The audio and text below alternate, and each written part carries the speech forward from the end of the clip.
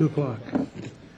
Call to order the Sparks City Council meeting of February 27, 2012 at 2 o'clock. With a roll call, please. Mayor Martini? Here. City Clerk Patterson here. Council members Ratty, absent. Lawson? Here. Smith? Here. Kerrigan? Here. Schmidt? Here. City Manager Carey? Here. City Attorney Adams? Here. We have a quorum. Okay, if you'd all stand for the invocation by Pastor Pete Bossler from the Crosswinds Assembly of God Church. Welcome, Pastor. Thank you. Let's pray. Lord, it's so great that no matter where we are, we can always come to you for advice. And I don't think a man or woman in this room has it all and knows it all, but we know that you do. And so we just are so grateful for this great city, so grateful for these men and women who have given their lives to making our town better. And we pray that today's meeting would be anointed by you and by your favor. Bless this city financially. Bless them socially. And thank you for your goodness. And we ask this in your mighty name. Amen. Amen. Thank you, Pastor. Remain standing for the Pledge of Allegiance. Mr. Kerrigan, would you lead us, please?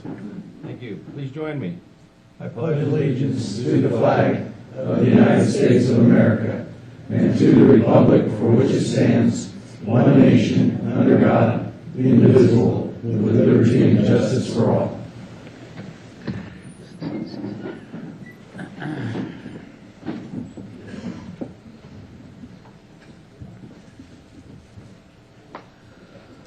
Okay, next we have comments from the public. If you'd like to speak under comments from the public, please fill out one of these cards and I'll call your name.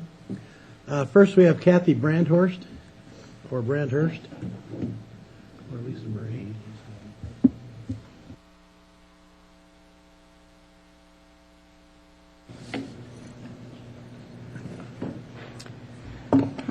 My name is Kathy Brandhurst, Lisa Marie Presley, John Benet Ramsey, John Steele, and I'm also the United States President. And I just wanted to let you know there has been a big problem. I've been going down to the Mission at 4th Street and Valley Road and Record Street. And we are getting a lot of people on death row in that area. They all carry guns. They all carry, machine guns, shotguns, bombs, grenades, whatever type of weapon they can get. They are storing them at the prayer house. The prayer house is located near the Mission. I'm not sure what the street name is, but it's only about 2.5 blocks. And they store all their guns inside the prayer house and their bombs.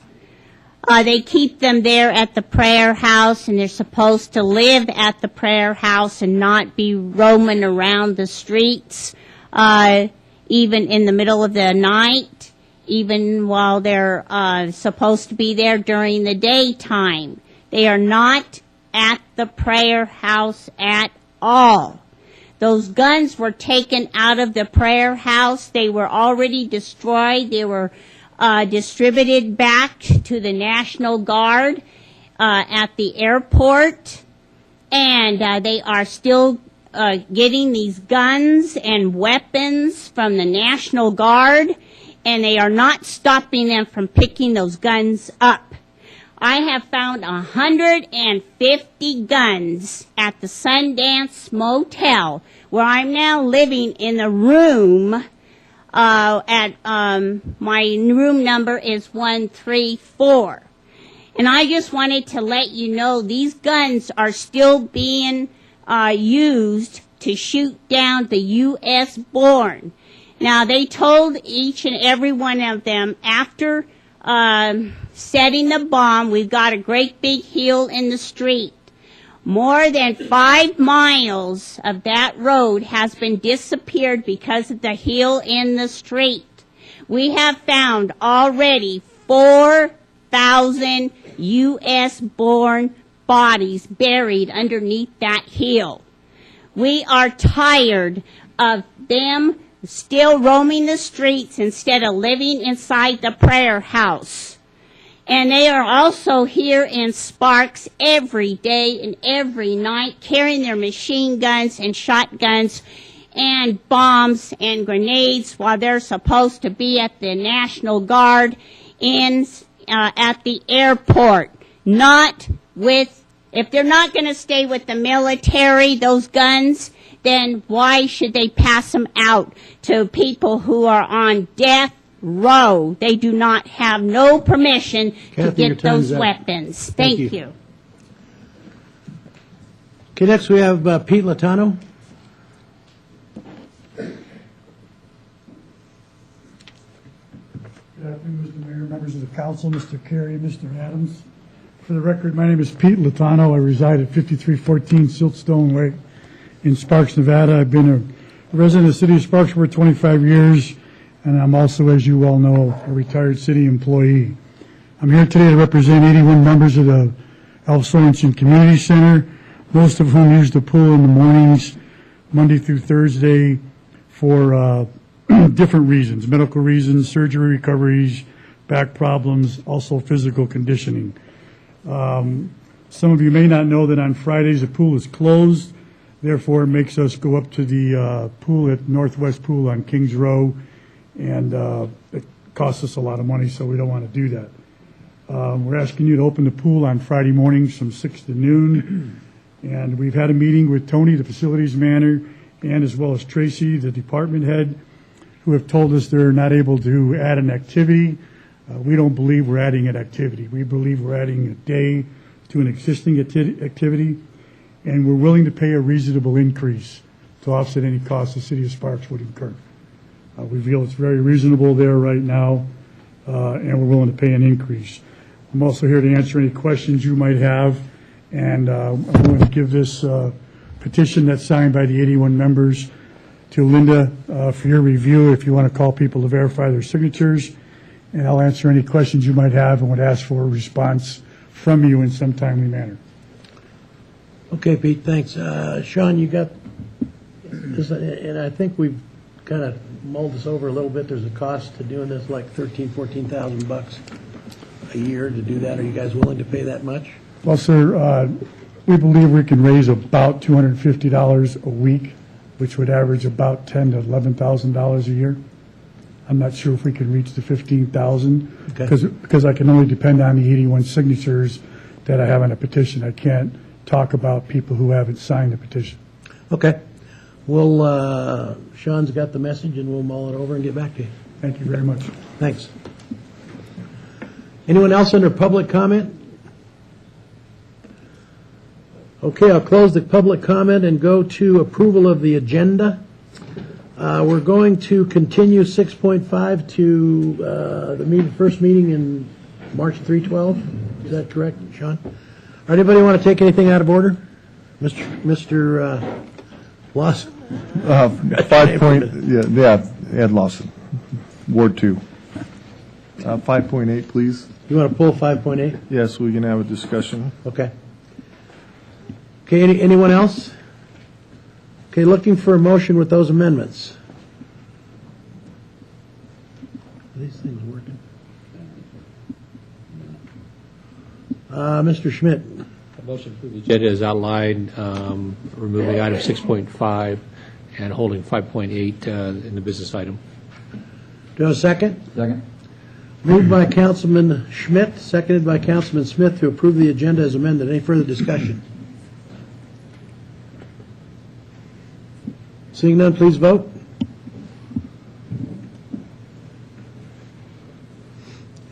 Passed unanimously. Okay, next is item 3.1, consideration of possible approval of minutes of the regular Sparks City Council meeting of February 13th, 2012. Any omissions or corrections? If not, looking for a motion. Move to approve. Do I have a second? Second. Moved by Councilman Smith, seconded by Councilman Kerrigan to approve the minutes of February 13th, 2012. Any further discussion? Seeing none, please vote.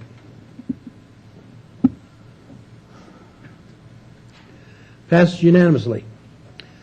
Announcements, presentations. We have a proclamation for Black History Month. Is there someone here to accept this? Okay, I'll go ahead and read the proclamation, and we'll make contact with them, and they can come pick it up.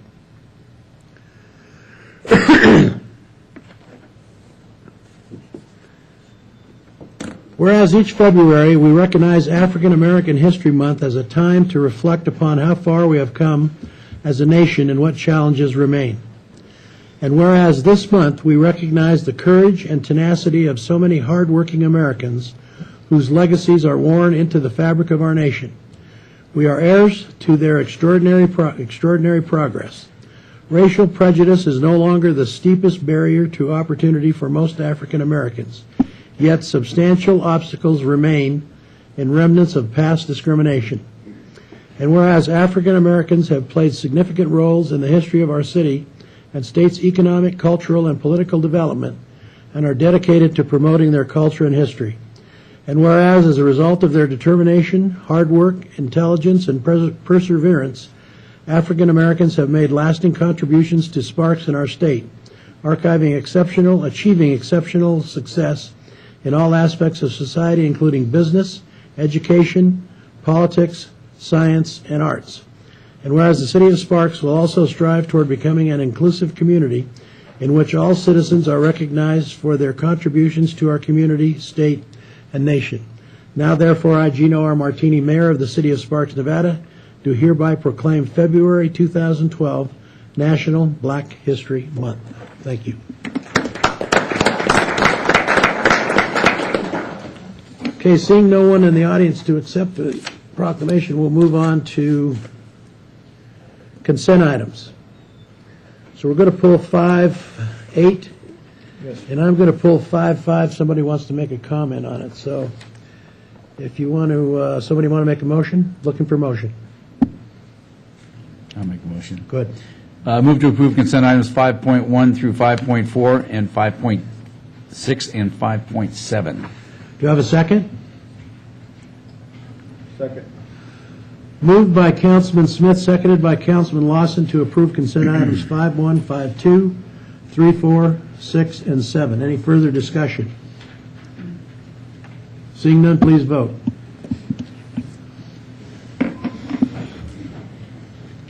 Passed unanimously.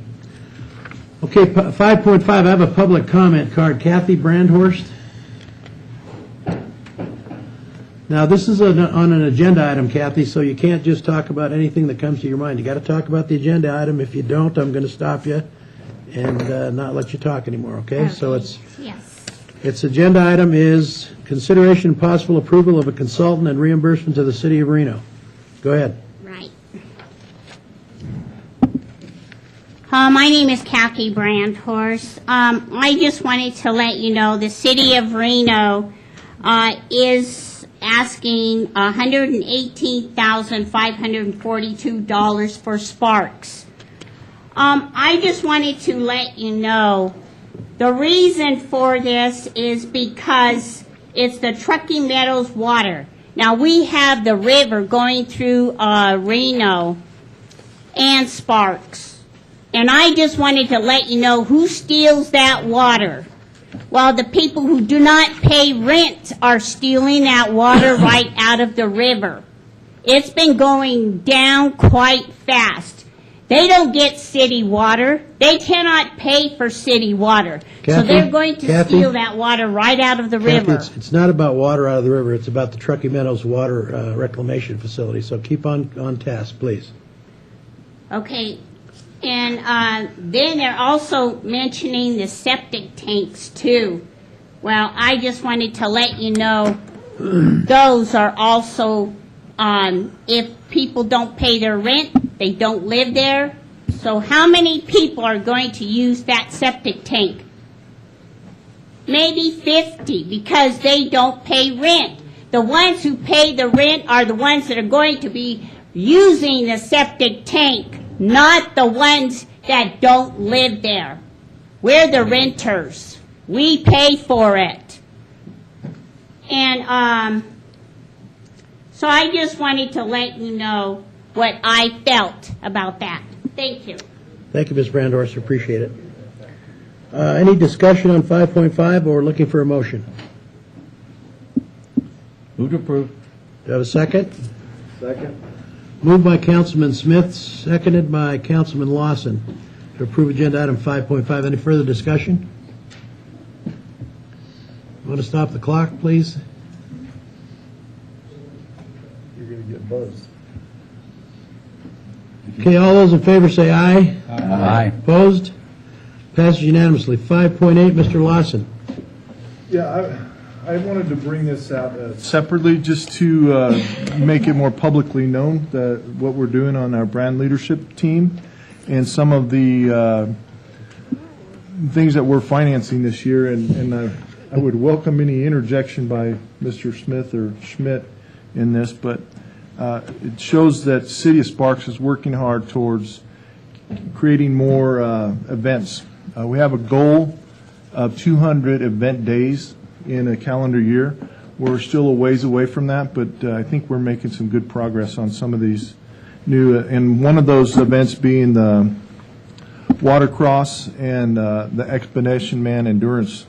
So I wanted to thank the Tour Mark for doing that and moving forward with creating some more events in our area. And, You want to make a motion? well, I want to hear from Mr. Schmidt.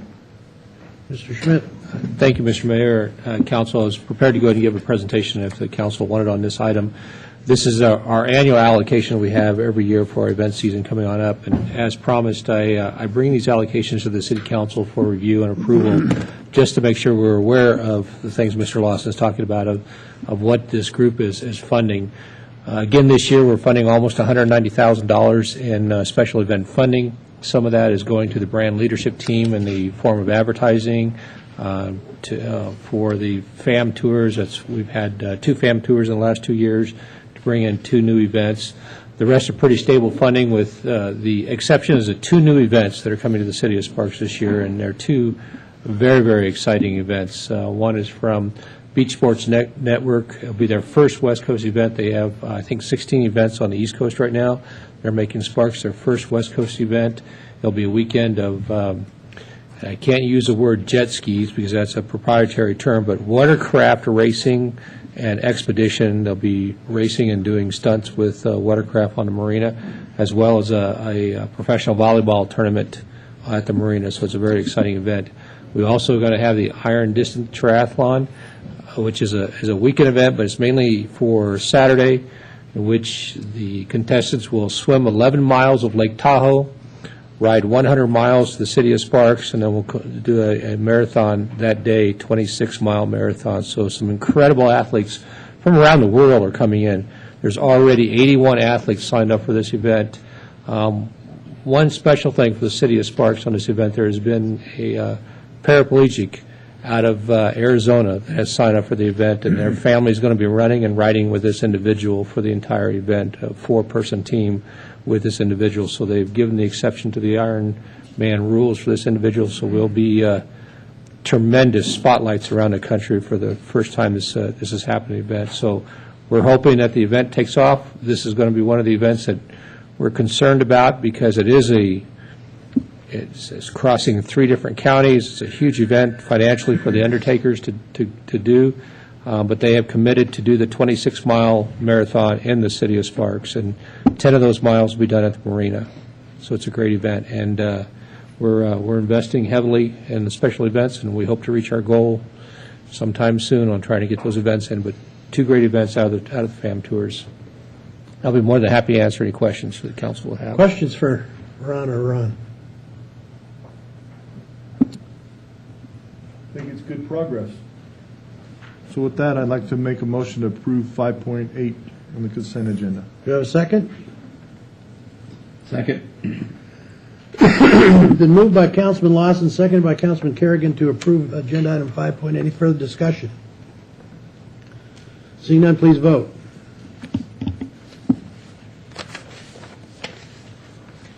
Passed unanimously. Next is 6.1, consideration and possible approval of the mayor's recommendation of appointment to the Sparks Planning Commission. Forgot to send an email, and I didn't put the name on the agenda, but I'd like to, going through all the applications, I'd like to appoint Mr. James Fewens. been a businessman in the city of Sparks for how many years, James? 12 years. Has an insurance agency called American Family Insurance. He's the owner agent. I think he'll bring a good mix to the Planning Commission. He was brought to us by our good Planning Commissioner, Mr. Bowles. So he's here if you'd like to ask him any questions or anything. If not, I'm looking for a motion. I'll make a motion. Go ahead. I move to confirm the appointment of James Funes Yes. to the Sparks Planning Commission. Do you have a second? Second. Moved by Councilman Smith, seconded by Councilman Kerrigan to approve James Funes to the Planning Commission. Any further discussion? Please vote. Passed unanimously. Thanks, Jim. Would you like to say anything or anything? Okay. Thanks for volunteering. I appreciate it. Really, it's time consuming, takes some time, but I know you'll do a good job. So we appreciate it. Thanks. Let's move on to 6.2. Consideration and possible action on an appeal regarding the Planning Commission's recommendation of approval of PCN 11029, the Crestgate Pyramid Plan Development. Who's doing this, Mr. Kreutz?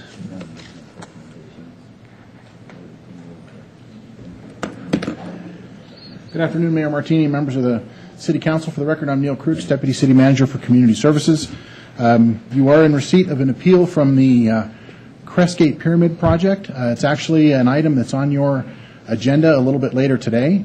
The item that's under appeal, you see on your agenda is item 8.5, where we're considering an amendment to a Plan Development Handbook.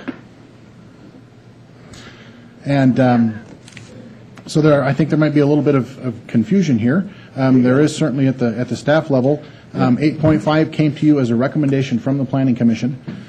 So we have an applicant who's appealing a recommendation. It's an item that's already on your agenda to hear.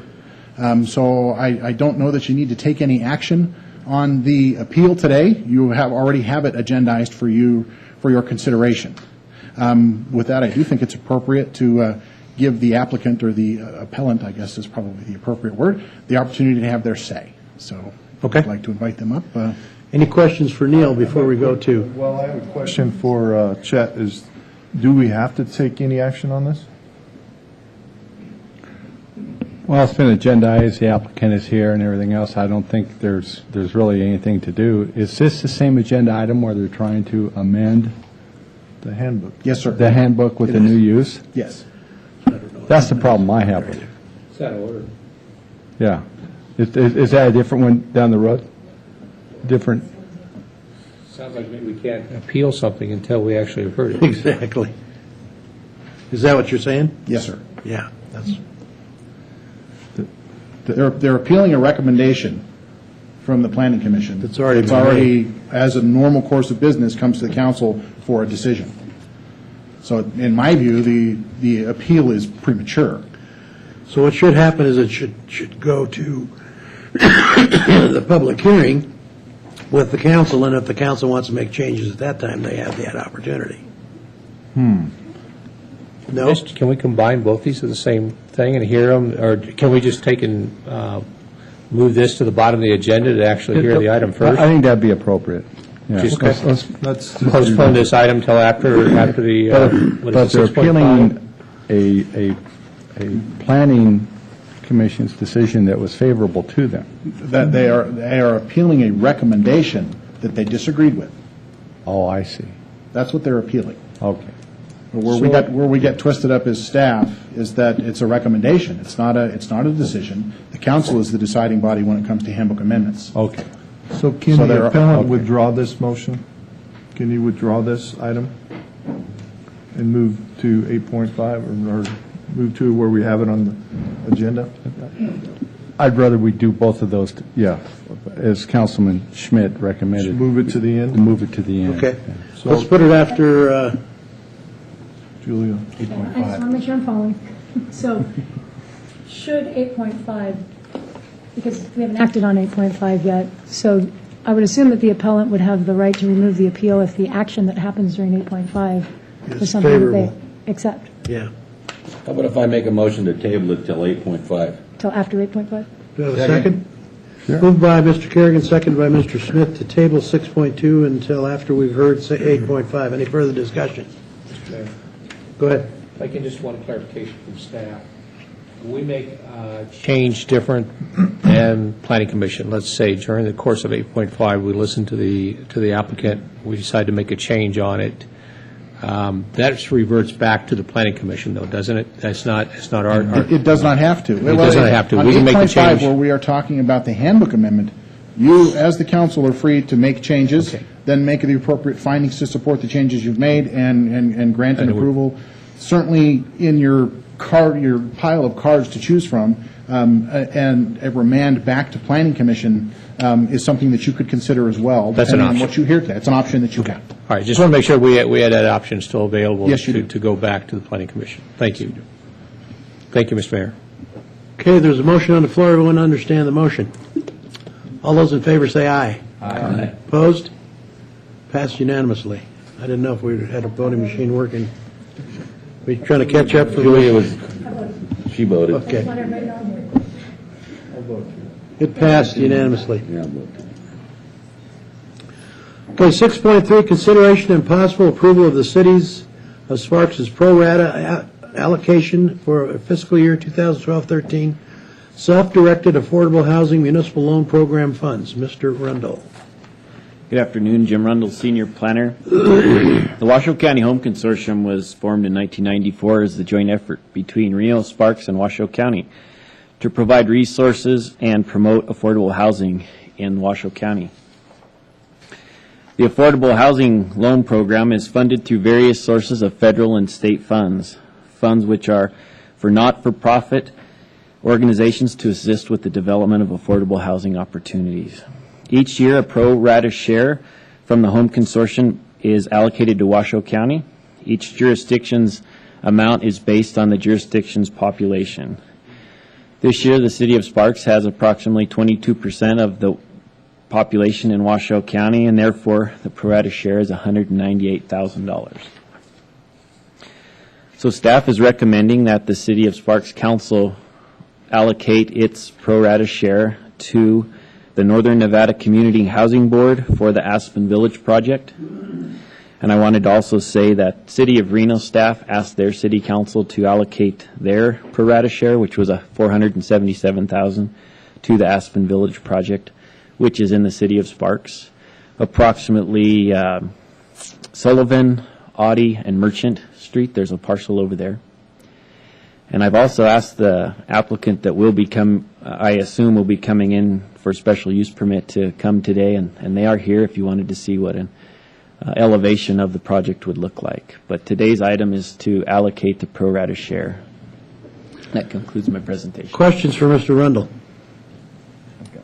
Mr. Smith. Do we choose a different project every year? Is that how we do that? When you say we, there are projects submitted to the Washoe Home Consortium. The technical staff review the applications and make sure they comply. The staff recommends to the three, essentially managers, city managers and county manager, and then it goes to governing board. But yeah, every year there can be a different project. Yeah. Yeah. Sometimes we come back the next year and give the same project some money, do we not, or allot it? I don't know that we've ever given a project money twice. I'd have to verify. I thought we have in the past, but Yeah, we have. Yeah. Armando says we have. okay. Yeah. Then it must be so. Then it must be so. the case. Let it be said. Let it be written. Questions for Mr. Rundle? Would anybody like to speak to the developer? I'd like to hear just a little bit. Okay. Come on up, sir, and just have a seat. Give your name for the record, and when you're done, just fill out one of these.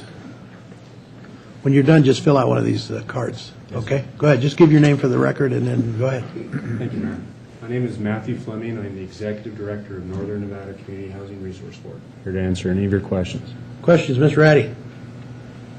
I'm actually just looking for you to do a little description of the project and what you're hoping it'll accomplish in the neighborhood.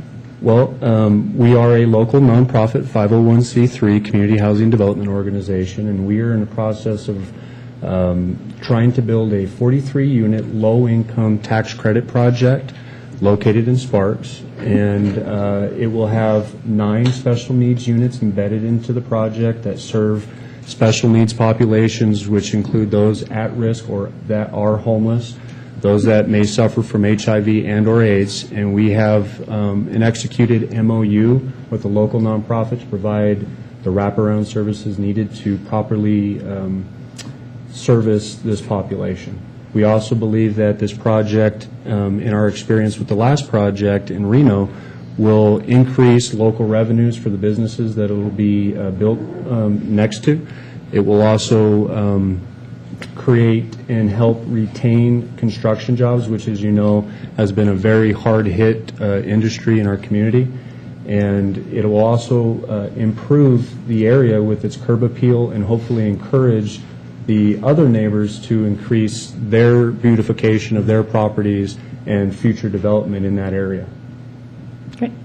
Thank you. You're welcome. Anyone else? Yes, I do have the elevation. I can show you some concept design features if you'd like, just to give you an idea of what this project would look like. It's got to look better than what's there now. This one? Like this? Yeah. Okay, thank you. That's 2 acre parcel, is it? It's a 1.5 acre. Yes, sir. Sullivan and Audi, Yeah, this would be a frontage view.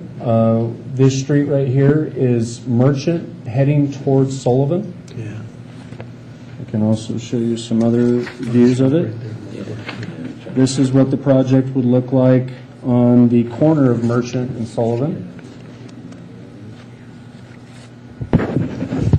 What we have done is integrated aspects of the structure to incorporate elements of the surrounding buildings so that way it doesn't stick out like a sore thumb. There's a lot of brick structures in that area, so you can see that we've included a lot of brick in our design. There will be a playground barbecue pit area as well as a space in the community building for folks to get the services that they need. We will have nonprofit invitations for nonprofits to come in to provide more resources and services for our client base. You'll also see that we have a solar panel array at the top of the building. This building will be not only meeting the state energy efficiency codes, but as well as Energy Star, as well as additional renewable energies that will allow an affordable housing project to maintain its financial viability for the long term, because energy costs are only going to continue to rise. So our organization believes fervently in investing the extra revenues that we would have received into the project to allow it to maintain its financial viability for the long haul. And this is just a final rendering on an update that we had made based on some comments and some suggestions from Jim Rundle and the City of Sparks, just breaking up some of these elements of the project to make it more beautiful. What you see here that look like these grates actually are really just a support mechanism for vines and other type green elements to grow up into the building itself. And Questions for Mr. Fleming? Comments? Julia? We have, very proud to have a project of this caliber in the neighborhood, and I would make a motion to allocate Sparks' entire pro rata share of approximately $198,000 to the Aspen Village proposal located within the City of Sparks. Have a second? Second. Moved by Councilwoman Ratty, seconded in the first part by Councilman Schmidt. Any further discussion? Seeing none, please vote. Passed unanimously. Mr. Fleming, thank you so much for investing in Sparks. That's a beautiful-looking project, and especially in that neighborhood, it's needed. So we really appreciate you stepping up to the plate. Thank you so much. Thank you very much for your time, and we thank you for everything that you do every day. Appreciate it. Okay, let's move on to 6.4. PCN 11030 Maverick Oil, Inc., consideration and possible action for final approval of amendments to the Marina Landing Plan Development Handbook for a site of 3.86 acres and a PD plan development zoning. On again, Mr. Rundle. Yes. Jim Rundle, Senior Planner, here to present this PCN 11030. This is a final handbook. The City Council may remember that the Planning Commission and City Council formerly found that the tentative approval was in conformance with the amendment procedures for amending a handbook. This essentially allows for design flexibility on the parcel at the corner of Marina Gateway Drive and Prater Way. And that concludes my presentation. Questions for Mr. Rundle? No questions? Okay, I do have a public comment. Kathy Brandhorst.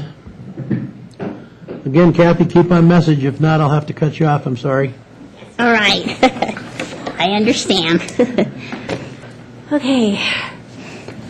Again, my name is Kathy Brandhorst, and I just wanted to let you know, I've been visiting out there at the Marina Landing Plan Development, as you call it. I have been noticing that the marina looks pretty bad. It has not been, clean for public use at all. And I just wanted to let you know, I've been noticing there's been a lot of places that have been building on without my permission. You'll be sitting on stolen property.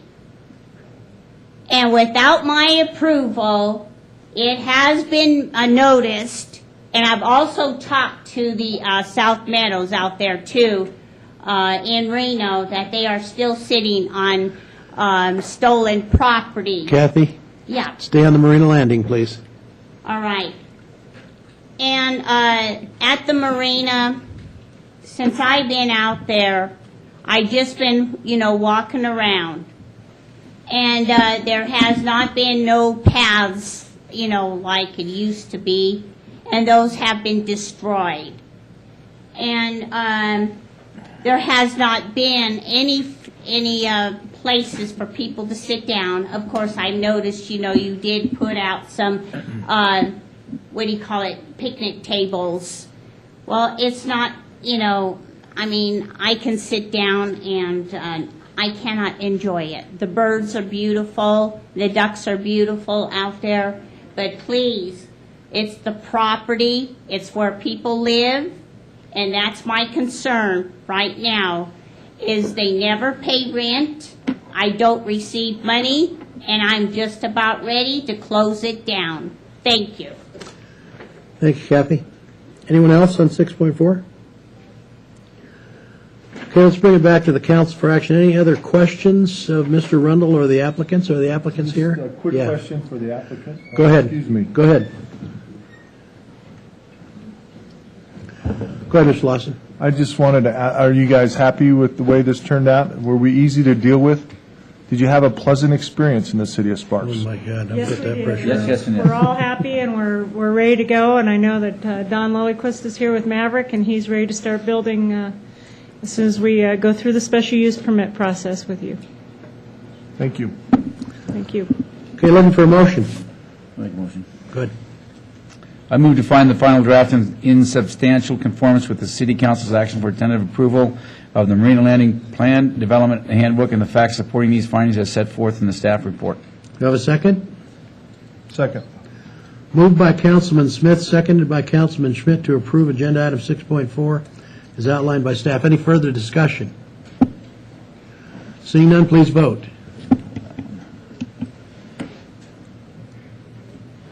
Passed unanimously. Thank you and good luck. Okay, let's move on to planning and zoning public hearings and action items. 8.1, CA-1-12, City of Sparks, second reading, public hearing, consideration and possible approval of Bill 2639, an ordinance amending Title 20 of the Sparks Municipal Code to establish mobile vendor standards.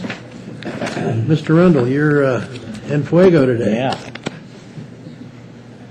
9.2, well, that's good. I was afraid she was going out there.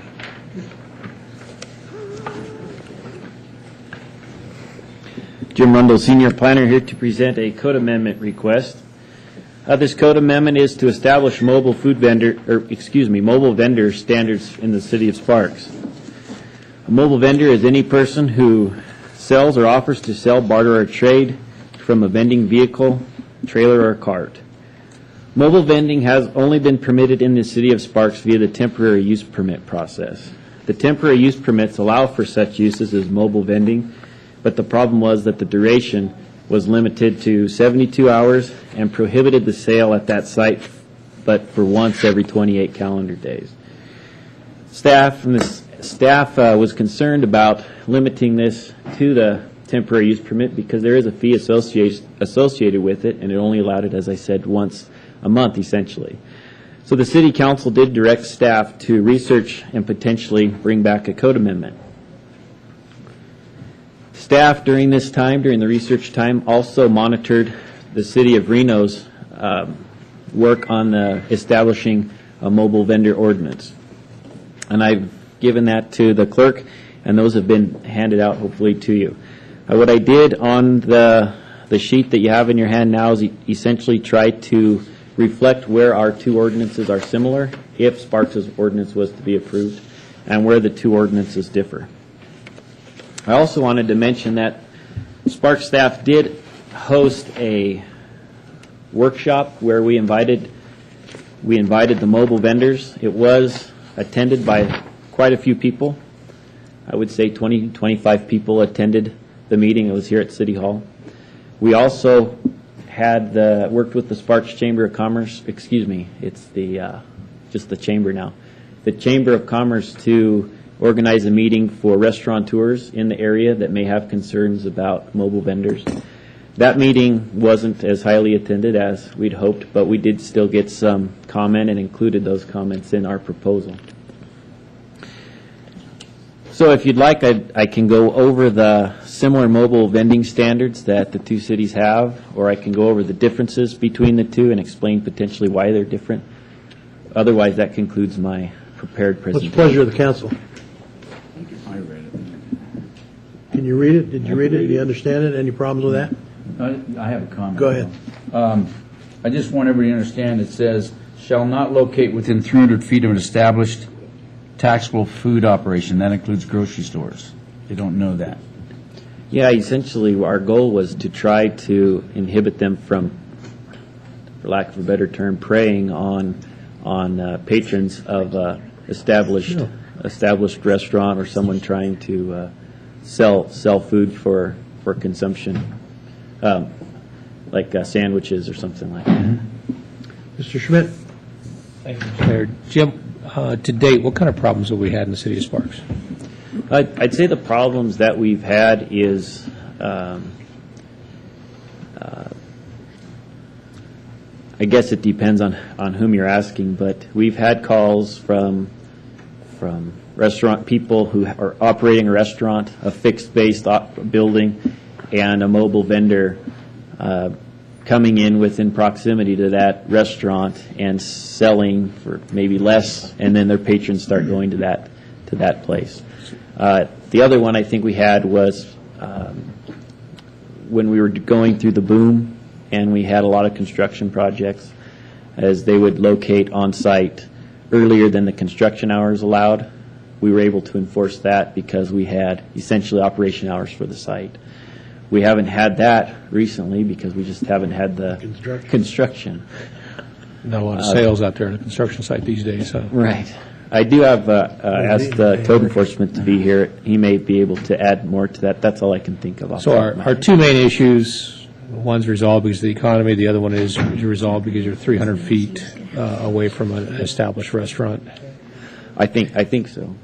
My other question is, usually when we do a public notice for a hearing, it's X amount of feet away from something. How did we advertise this one?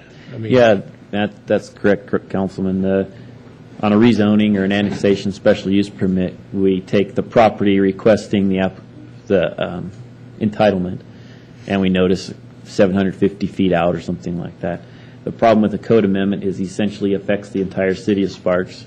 So the state law and the municipal code don't determine that we individually notice the request. So essentially, newspaper notices, and then trying to work through the chamber and work through word of mouth to an extent.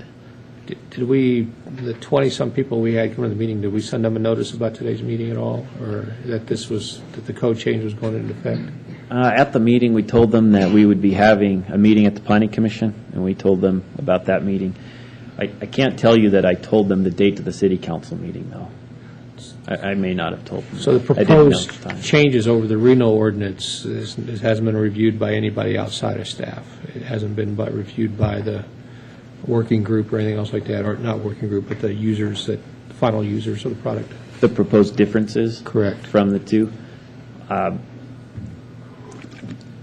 guess your question is I guess my concern is that, I think Reno went round and round for months over this whole thing, and there was a lot of bad blood. Is it worthwhile, because I've had a couple of people came by at 1 o'clock for the meeting, so they didn't know about the meeting. Would it be worthwhile to just schedule a meeting and have them sit down and review this before the council does this, so we're not bringing something back later on because they're upset, they didn't get a chance to take a look at it? I don't want to be approving something and turn around and going through the whole process all over again, saying we need to change it because we messed up here. Okay. And there was a lot of bad blood from the city of Reno, and I just don't want to see us go down that same path. I have no problem with that. At the neighborhood meeting, if you'll call it that, workshop, the concerns that were expressed were the duration that you could be on site. And when we offered the 4 hours, the consensus was that was reasonable. So to an extent, I thought we had nailed all of the concerns of the mobile vendors, but I don't have any concern over. I see going nothing back. here, Mr. Rundle, that would cause that there would be a problem. But I'm not in that business either, so I just don't have that expertise into it. These are the folks that are out here every day doing it. Sure. And if we're not sitting with a great big issue right now, and I know staff has time, is there just a chance to go ahead and postpone for 30 days, allow the meeting of the 20 names of the business you have, Yes. get together, review the thing, and say, yeah, we don't have any issues here. We appreciate this, Yeah, we can. and then just come bring it back forward to us. Maybe there is no problem with it, but I don't want to have to come back, because I think Reno heard this thing, 3 times before they. A lot, yeah. Yeah, we can, if that's the council's direction, we could continue it to a date certain, if that's what you wanted to do, and in the meantime. Mr. Smith, then Mr. Kerrigan.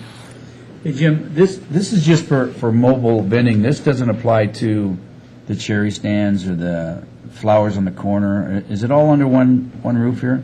Well, that's correct. It would apply to mobile vending. The difference between the 2 examples you just listed were those typically are being conducted in the public right-of-way. So that becomes a police issue and not a zoning issue. If someone selling cherries chose to move back 3 feet off the sidewalk onto, say, the grass of private property, then it would fall under the zoning jurisdiction, and we would now have, assuming this ordinance was approved, code enforcement would essentially now have an ordinance to enforce it and say, you're not legal, but this is how you can become legal. Yeah. You follow these 10 steps and you follow these standards, you can conduct your business. So they're not legal in the right-of-way? No. They're not legal in the right-of-way. And there's a way to be legal on private property? Correct. Okay. And currently, really, when code enforcement goes out to enforce something on private property, there's not really a way to say you can't do it. You can say you can't do it, but there's not a way to say, but if you want to, here's how you do it. And this would allow for someone to come into compliance. Okay.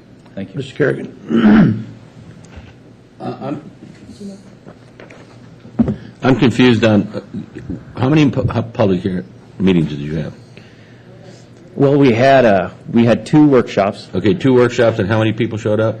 At the first workshop, I would say about 25. Okay, so Ron, I guess this is for you. I haven't heard from anybody, so I don't know who we're leaving out. I mean, why are we going to postpone this? If they had 25 people show up at the meeting, and then we have a public, did this planning commission look at this? Yes. Yeah. Okay, and now we're looking at it. Yes. Okay. And the restaurateurs had a chance to look at it. And the restaurateurs, so I'm not sure why we want to postpone it. I'm just. Ms. Ratty. I'm okay. Oh, He's you want to asking answer from him? Yeah. No, go ahead. Go ahead. Go ahead. What's it? Go ahead, and then we'll do Ms. Ratty. Go ahead.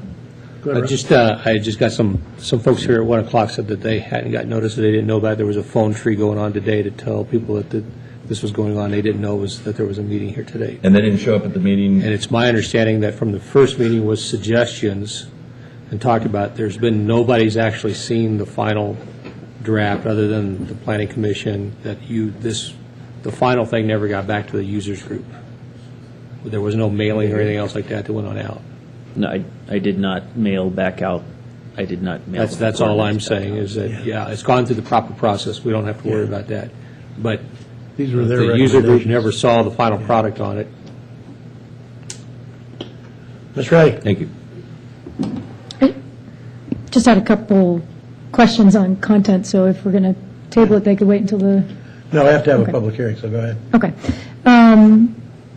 Just want to make a clarification. So on the differences between Reno and Sparks, where it says similar standards, we say shall designate a legally permitted cleanout location. It's at the bottom of the first page. And the Reno is shall obtain a Washoe County District Health permit. I just want to make sure that it's clear that if you're doing mobile vending in the city of Sparks, you still have to Correct. obtain a Washoe County Health District permit. Can I follow up on that? Sure, Councilman? please. No. Oh, sorry. Megan? You've spoken enough. 3 in a row. The Sparks, the way we proposed our ordinance in the Title 20 is to not be redundant as to what is in other codes. And a mobile vendor comes in, they will be required to get a Sparks business license. And Washoe County District Health will be required to sign off on their business license. So therefore, they would have to comply with all of the Washoe County We don't want to clutter them District up. Health standards. Reno's ordinance listed that as a specific standard, but I don't think it's appropriate the way we write our ordinances to put it in the zoning code when it's already in another code. Okay. And then I was just curious, my understanding of one of the conflicts that we did have that was mobile vendors, particularly close to schools. And so I noticed in Reno's that there is shall not be conducted within 300 feet from the property line of a school, church, playground, or park without written consent, et cetera, and that is not in ours. And why did we not choose to go there? That's a good question, and if the council would like us to consider putting that in, I think that we can discuss that. I don't have a reason. I just didn't think of it. Okay. My understanding is there's been some conflict on Lincoln Way in between Dilworth and Lincoln Elementary School, Okay. where that's already a traffic bottleneck, and so when there's mobile vending, it's an additional challenge. Okay. But I don't know if it's widespread throughout, if it's worth changing. I just know that there's an isolated incident of that school. If it's on Lincoln, of course, it would be in the public right away. Yeah, and it's a public that would be right-of-way. a police So there's a issue. police issue, but we don't have the resources to solve it from a law enforcement standpoint typically. And that's just difficult for Don't have getting resources from a code the code enforcement standpoint enforcement either, by the way. involved in public right of way. It's we just don't have outside of code the enforcement jurisdiction of the zoning code. Right. Armando? Well, with regard to that particular provision in Reno's ordinance, it requires the mobile vendor to obtain the permission of the school, essentially. And, from an enforcement perspective, for our code enforcement officer, this becomes really problematic. I think it's one thing to say if you're selling on private property, you need the private property owner's permission, written permission. They can produce that. If they're now required to also obtain the written permission of, every school, everything listed under there, frankly, I mean, that's something we can look at, but I would say that it's somewhat problematic. So, as Mr. Rundle said, if the council wants us to look at that for possible inclusion in the ordinance, we can certainly do so. It may be a difficult provision to include and enforce. Right. And as you're talking, I'm reminded that you've explained this to me before, because what's happening over there is happening in the public right-of-way, and that's the challenge. It's not that they are, it's not that they're selling, it's that they're Right. selling in the public right-of-way. And that's what we have in the ordinance, is that you have to have written permission from the private property owner Right, but they're parked on the street, so. But they're parking in the street, which becomes police enforcement. And will always be a police enforcement, no matter Correct. what we do here. Okay. Regardless if we add a standard in there that says this. I just And have to that- hear it 3 or 4 times. And that's what I was saying about when we wrote the standard, we tried to not put a standard in the zoning code that applied to the police department, for example. Right, Because they're not going to be right. looking in the Title 20 for what standard they're supposed to be enforcing. Thanks for reminding me. Mr. Lawson, So, Jim, I'm just turn your mics off if you're done. I'm just reviewing in my own mind, so there shouldn't be any mobile vending around Victorian Square at all. There's no private property there. You're within 300 feet.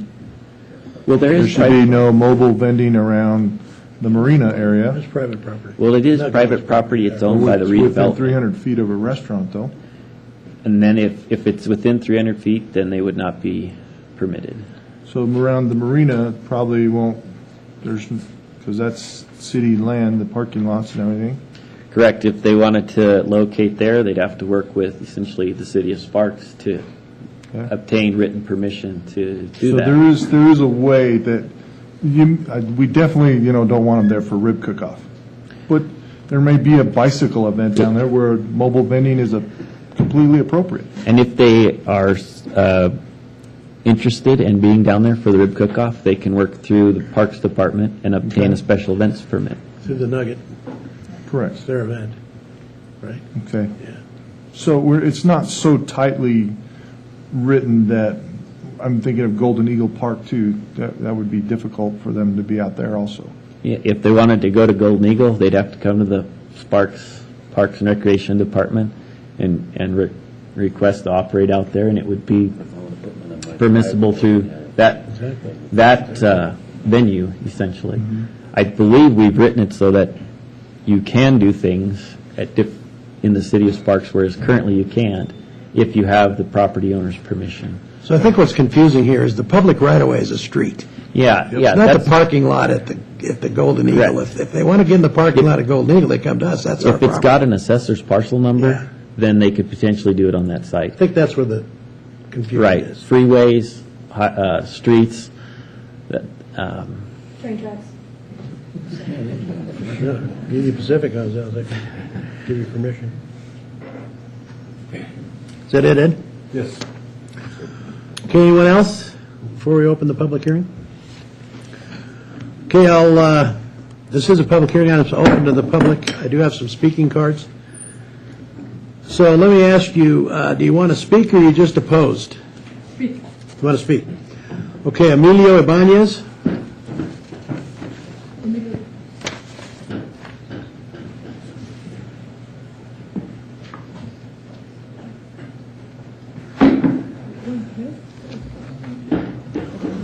Okay, you have 3 minutes, Emilio. May I translate to him? Pardon me?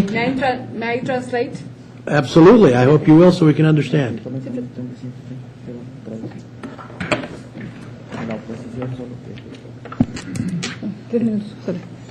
Tu nombre. Emilio Ibáñez. Emilio Ibáñez. Y queremos que nos abran la ciudad de Sparks para poder vender. He wants you open the city of Sparks so they can sell using the vendors. Ajá, tenemos un negocio en Reno y queremos poner una lonchera en Sparks. Oh yes, he has one food vendor in Reno. He wants one here in Sparks. Para que podamos crecer más como vendedores en la ciudad. So he can survive as a vending in the city. He can make a living. Sentimos que la ciudad de Reno nos está cerrando las puertas porque nos disminuyó tiempo de venta y queremos probar en Sparks. Oh, he feels that the city of Reno closed them the opportunity to maintain the business, and thanks for the opportunity, they can keep the business. You open the door for them in city of Sparks. Sería todo. Queremos que lo tomen en cuenta. So please consider that, and thank you. You know, I think there's a misunderstanding here. There's no reason why he can't have business in Sparks if he gets a business license. Is that correct? Sí. This ordinance is not going to stop you from doing business in Sparks, is it? No. So I think maybe there's a misunderstanding here. You can do business in Sparks just like you do business in Reno, but you have to go by our ordinances, which is very similar to Reno. So if you apply for a business license here, then you can do business in Sparks. This ordinance won't stop you from doing business. Okay, let me translate for him. Go ahead. Dice que sí, que cuando tú teniendo tu negocio en el Reno, puedes también tener tu negocio en Sparks. Sí, que no sí. te para de tener.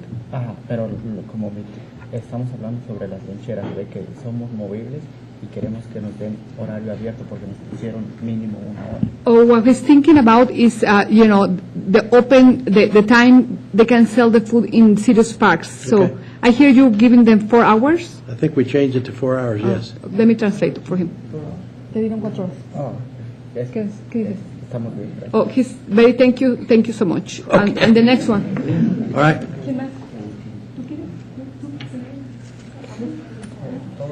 Tell me who's next, because I can't read these. Okay, let me just, my name is Elvira Diaz. I'm helping the food vendors. Okay. And these 20 food vendors that are getting organized.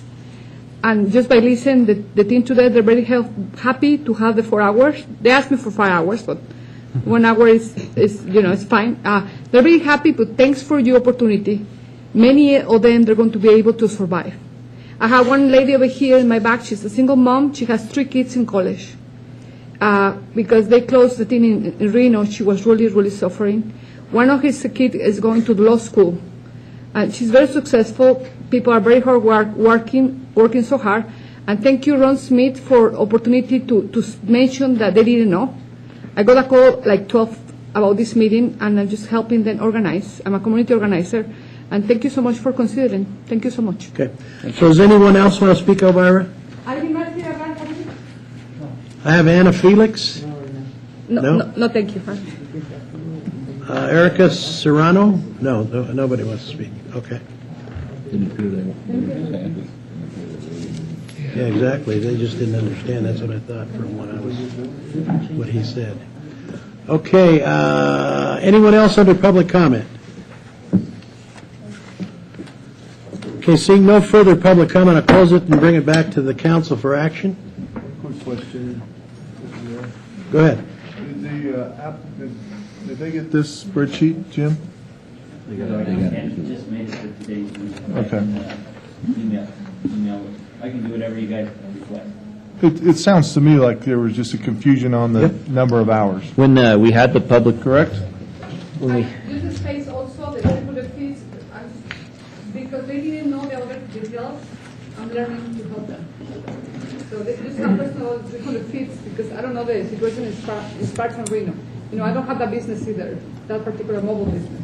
I think this is important enough that I'm going to have to go with Mr. Schmidt and say, let's get with them, explain it to them in detail, and bring it back. Okay, one other thing, too. I have an email that I got from the chamber, from Trey Abney. Apologize, couldn't be here. His son is sick, or one of his child is sick. The chamber is in agreement with the ordinance of 8.1 and fully supports it. Mr. Kerrigan. Thank you, Mayor. Ma'am, can I just want to ask a question so you can, it appears that they're happy with this, is that correct? They're happy. The only question about is the distance, the 300 feet. It's 300 feet. That's the only thing they didn't know. They didn't know the details, that's why they called me to come and help them. And they told me they supposed to be somebody notify them about this meeting. And, that's why we're here. We only have 4 of them, there are 20 of them. And actually tonight, they're meeting they have a meeting, there are 20 of them. They're getting organized, kind of, to do better business. So that's the only question they have. And I don't know the details. I'm sorry, this is not my business. So I don't know what's the difference between 300 and 100. They want 100 feet of distance, but I don't know the details to tell you why. See, that's what I think when we talked with the vendors that we talked with and with the restaurateurs, I think they came to an agreement of 300 feet worked for both. And the 4 hours. So, you have to understand that this is not just about the vendors. It's about people that have bricks and mortar and have restaurants that they spend a lot of money and time and effort on. So, to me, it seems like they came to an agreement. I don't know, and I think there was more of a confusion than anything, but we'll let the council make a decision. Mr. Kerrigan. Yeah, Jim, this is for you. So the way I read this is you have to have a business license in Reno and a vendor's and a separate mobile vending license? In Reno, that's correct. So you have correct. to have 2? So we're cutting them slack here, right? Correct. Here you only need a business license. Okay. Just everybody remember that when you go back, that we're cheaper here. Any other questions? Okay, looking for motion. Mr. Schmidt. Thank you, Mr. Mayor. Like I said before, I'm not sure there's anything on here that's going to change. I'm a little concerned that they're just getting the same paperwork we're getting right now. So I would be more comfortable in just postponing this item and then allowing the group of 24 to get this piece of paper so they know what the ordinance is, come back with any discussions, give them the amount of time, a couple weeks to come back and say, yeah, we're good with this, or no, these are what we have issues with. I think this is good stuff here. I don't have anything that I'm going to object to it, but I think just going and taking and postponing this a little bit would be the best thing, and I would make a motion that we would continue this item and let staff go ahead and put it back on the calendar when they're ready. You have a second? Second. Moved by Councilman Schmidt, seconded by Councilman Lawson to continue this particular item. Do we need a date specific, Chet? I think he said 30 days, so. 30 days is fine? Okay. Yes, and that, if I can, Mr. Mayor, the city managers just told me if we make that time certain to the first meeting or the last week meeting in March, okay, then we don't have to do the renoticing and everything else on it, so we continue to 27th? that time certain. 26th? Did I hear 26th? Okay, so we'll make it time certain. Does the seconder agree with that? Yes. Okay, we have a motion by Mr. Schmidt, seconded by Mr. Lawson to postpone this until the 26th of March. Any further discussion? Seeing none, please vote.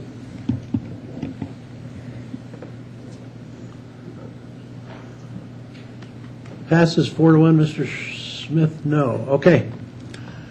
So, thank you so much. You're aware of what's going on. It's going to be done in the 26th. So you're going to be able to get a hold of these folks. Make sure you get information from her or whomever so you can get a hold of these folks and they can be involved. Yes, sir. Some of these faces that I see here today look familiar from some of our meetings, though. They were at the meeting that's why I'm concerned. They've already been to meetings about this stuff. Thank you. Okay, you're welcome. Thanks, Elvira, for helping your people here. You're welcome. Okay, let's move on to 8.2, CA-2-12, City of Sparks. Second reading, public hearing, consideration and possible approval of Bill Number 2640, an ordinance amending Title 20 of the Sparks Municipal Code to change expiration date related to the cessation of the use of established special use permits from 6 months to 2 years. Go ahead, sir. Thank you, Mr. Mayor, council members. Tim Thompson, Senior Planner for the record. Before you today is a proposed ordinance to change the Sparks Municipal Code Title 20.13, which deals with the expiration of a special use permit after a use has ceased. Many of you may recall recently we had a school that wished to locate in a unit that was previously occupied by a school. However, that first school had ceased to exist for longer than 6 months, which deemed that use abandoned, and the new school was then subject to a special use permit. Staff we've done quite a bit of research, and what we found was that the amount of time varied. Some, very few were 3 months, some were 6 months, some were a year, and some were 2 years. I didn't find any more that went beyond the 2 years, which is the reason why the 2-year mark was selected. Essentially what this ordinance will do is if somebody is occupying under a special use permit and they vacate a space, this will actually give the property owner up to 2 years to try and backfill that particular space with a use that is similar to the one that vacated. It's important to keep in mind, however, that if there are any substantial changes to the new use or they cannot meet any of the applicable conditions, then they may be required to go through the special use permit process again. However, what this does is it allows more time for a property owner to try and find a similar use to backfill that space, and given the economic times that we're in, staff believes that this is a positive change, and therefore we are recommending that you approve this ordinance change, and I'll be happy to answer any questions. Questions for Mr. Thompson? Mr. Schmidt? Thank you, Mr. Mayor. You answered my question, Mr. Thompson, was that how did the time frame of 2 years come on up? So you did some work on determining that we haven't had any cases that have been over 2 years on this, correct? That you're aware of in the recent. Well, we can't make it. You know, I'm not sure that we really deal with this situation a lot, given the amount of requests that we have. I'm not sure this comes up all that frequently, but I think it comes up frequently enough to where we believe that it was warranted. The 2 years came from research. I did a lot of research with other jurisdictions, both within Nevada and across the country, and just came up that 2 years. I didn't find one that went beyond 2 years, and so I think the reason for that is to still maintain some sense of control over that particular use and have a certain time frame. I think 2 years is a great time. I think this is much, much better than we've had before, and I think it should be, well received. I just want to make sure we can defend it out there in the community if somebody raises objections to it. My only other request is, if this passes today, if we could take and get into our database to all of our real estate agents that we've been doing business with the last couple of years. I don't know if that's available or not. Get a letter out to them that, this is the ordinance has been changed. We now have 2 years on it. And then exactly what you said, there are still some conditions that may not allow that 2 years to be on there. So they don't come out and say that, okay, it was 2 years. So they automatically tell their clients that they get 2-year special use permit, but outlining what qualifies for the 2 years special use permit and what doesn't qualify for the special permit. So we're not trying to answer these questions all over again when somebody comes up and says, sorry, your project's drastically different than what the special use permit was before, and then we're back here in the same place again. Okay. But I think this is great to get this out to the community and make them aware of it to the real estate community. Thank you for your time. Questions? Okay, this is a public hearing, so I'll open this to the public. Anyone want to speak to this particular item? Seeing none, I'll close the public hearing and bring it back to council for action. Thanks, Tim, for doing this. I had to get calls down that had calls before about properties. Somebody wants to put a used car lot where there was a used car lot, and we got to tell them, no, you can't do it. It's very frustrating to people. It's just hard for them to understand the rules and regulations, why they can't have something that was there just 9 months ago. So. And this, just to touch on that a little bit, this only deals with those uses established by a special use permit. This doesn't address a non-conforming use, a use that exists but isn't permitted in the zoning district. This does not address that, and I think we as a staff continue to look for other ways to try and address, I think, the more global issue. So. Okay. Question, Mr. Smith. And this is retroactive, right? This is not special use permits issued after this date. This is whatever is out there now. Correct. Thank you. Okay, any other questions? Mr. Schmidt. Thank you, Mr. Mayor. I'd like to make a motion to approve CA-2-12, an ordinance amending Title 20 of the Sparks Municipal Code, change the expiration date related to the cessation of use established by special use permit from 6 months to 2 years and providing the matters properly related thereto. Do you have a second? Mr. Lawson. Second. Moved by Councilman Schmidt, seconded by Councilman Lawson to approve agenda items 8.2 as outlined by staff. Any further discussion? Hello. Seeing none, please vote.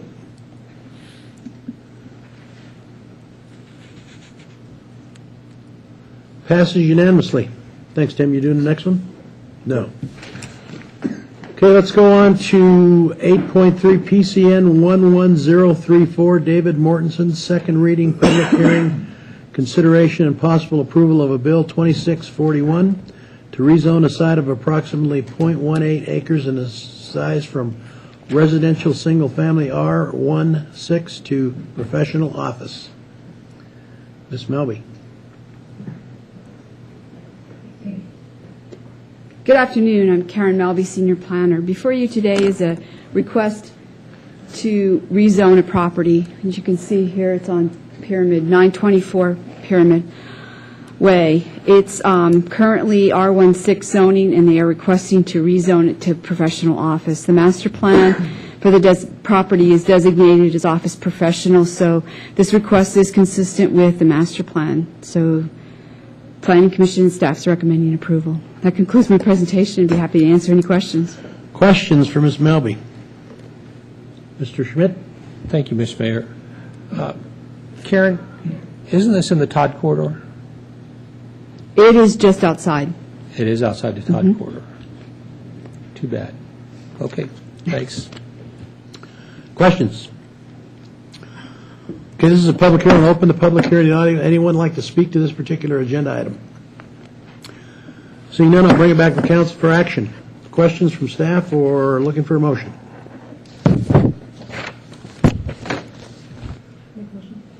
Go ahead. Ms. Ratty. Just make sure I got the right one. It's 11034, right? Pardon me? 11034, that's the right one? Yeah. 11034, yes. I move to approve the rezone associated with PCN 11034 based on findings Z1 through Z3 and the facts supporting these findings as set forth in the staff report. Do I have a second? Second. Moved by Councilwoman Ratty, seconded by Councilman Smith to approve agenda item 8.3, PCN 11034. Any further discussion? Seeing none, please vote.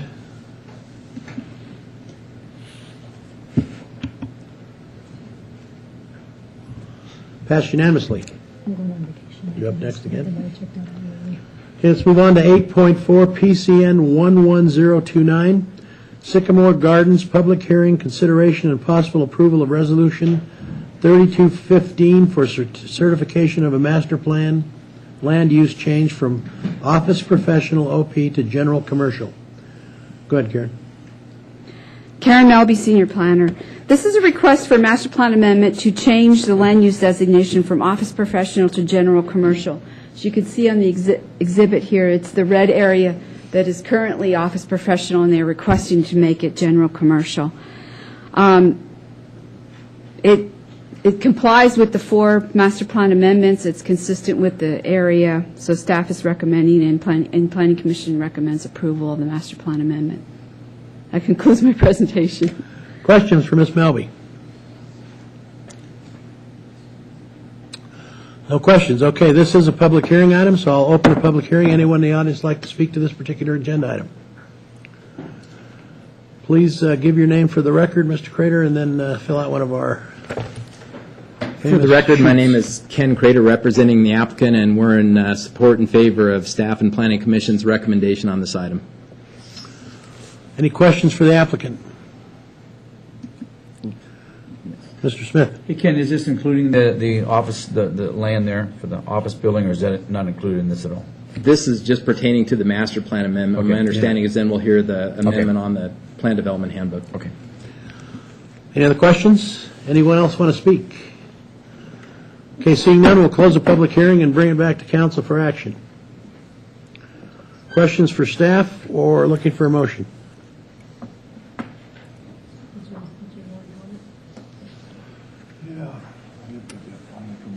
Mr. Lawson. Find it first. I move to approve resolution 3215 to certify the master plan amendment associated with PCN 11029, adopting findings MP1 through MP4, and the facts supporting these findings as set forth in the staff report. Do you have a second? Second. Moved by Councilman Lawson, seconded by Councilman Smith to approve agenda item 8.4, PCN 11029. Any further discussion? Seeing none, please vote. Passes unanimously. Thanks, Karen. You got the next one, too? Yeah. Okay, next is 8.5. We haven't seen you in so long, and then I you've know. been 3. 8.5, PCN 11029, Sycamore Gardens, public hearing, consideration, and possible tentative approval of an amendment to Crestgate Pyramid Plan Development Handbook. Go ahead, Karen. Again, Karen Melby, Senior Planner. Before you is a request to amend the recorded Crestgate Pyramid Handbook. This request is to amend, and this, I'm threw myself off. This is the area outlined in red. This is the existing boundary for the Crestgate Pyramid project. That on this exhibit, this outlines the different areas which are important when I get into my presentation. Areas 1 and 2, which are the green and the pink, They are already built out. There's an auto zone here, and then there's offices in the green. The orange is Area 3, and the blue is Area 4. That's this total area consists of 12.17 acres. The recorded handbook had the option of offices, but also senior housing within this area, which is Area 3. The amendment that they're requesting is to remove the option of senior housing and then put in personal storage in this area. Staff believes that it's a viable option because it's a transitional area between the residential. If you look on, you can see that there's a lot of single-family housing surrounding the area. But what I'd like to do is go through the options that are in the handbook, explain, and then explain what the staff is proposing. The proposals in the handbook, there are 3 options. The first option is to maintain just office space in Area 3. The second option, they are proposing to put in Area 4, this is a different orientation, Area 4 would be RV storage, and then this would be your personal storage. Yes? Can you orient it to more? Now I know where I am. Yeah, it is a little confusing. So this is option 2. They are proposing 71,800 square feet of personal storage with a 2,500 square foot office space and caretaker unit. There's also, in the handbook, the way the handbook is presented, they cannot do the RV storage, which is Area 4, unless they have the personal storage area. The third option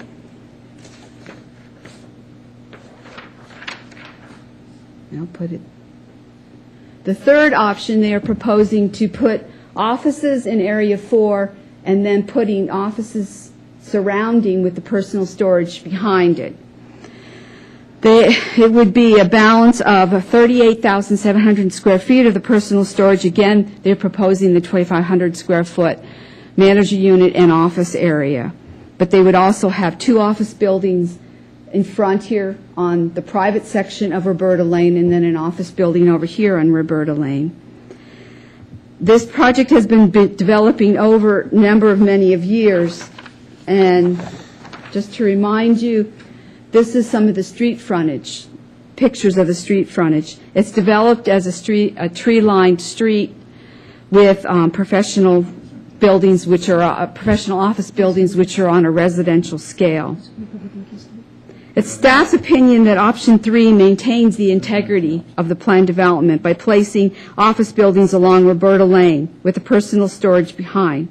Option 3 also would not depart from the density, which is PD finding 6, or nor the bulk of PD finding, as in PD finding 7.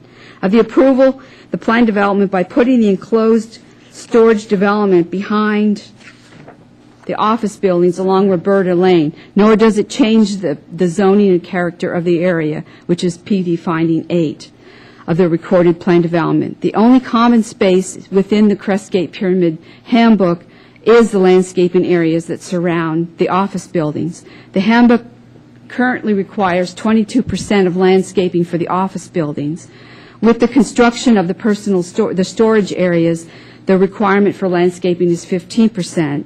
Hence reducing the open space within the planned development and changing the character of the area, which addresses PD findings 10, 11, and 12. Option 3 also is estimated to generate less traffic than the all-office option, which is option 2, but would generate more traffic than with the all-storage option. However, with the all-storage option, the generation of the traffic would be a different type of traffic.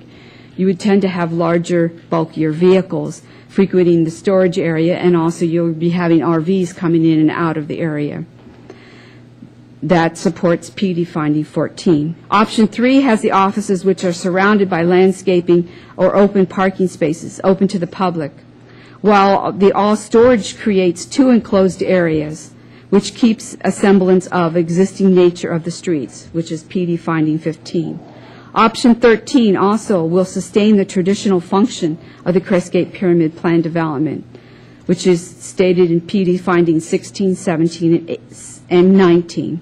Lastly, defining efficient use of land as the fiscal impact of land development on the city, the proposed self-storage will generate lower general fund revenue, as discussed in the fiscal impact analysis, which assessed 2 options.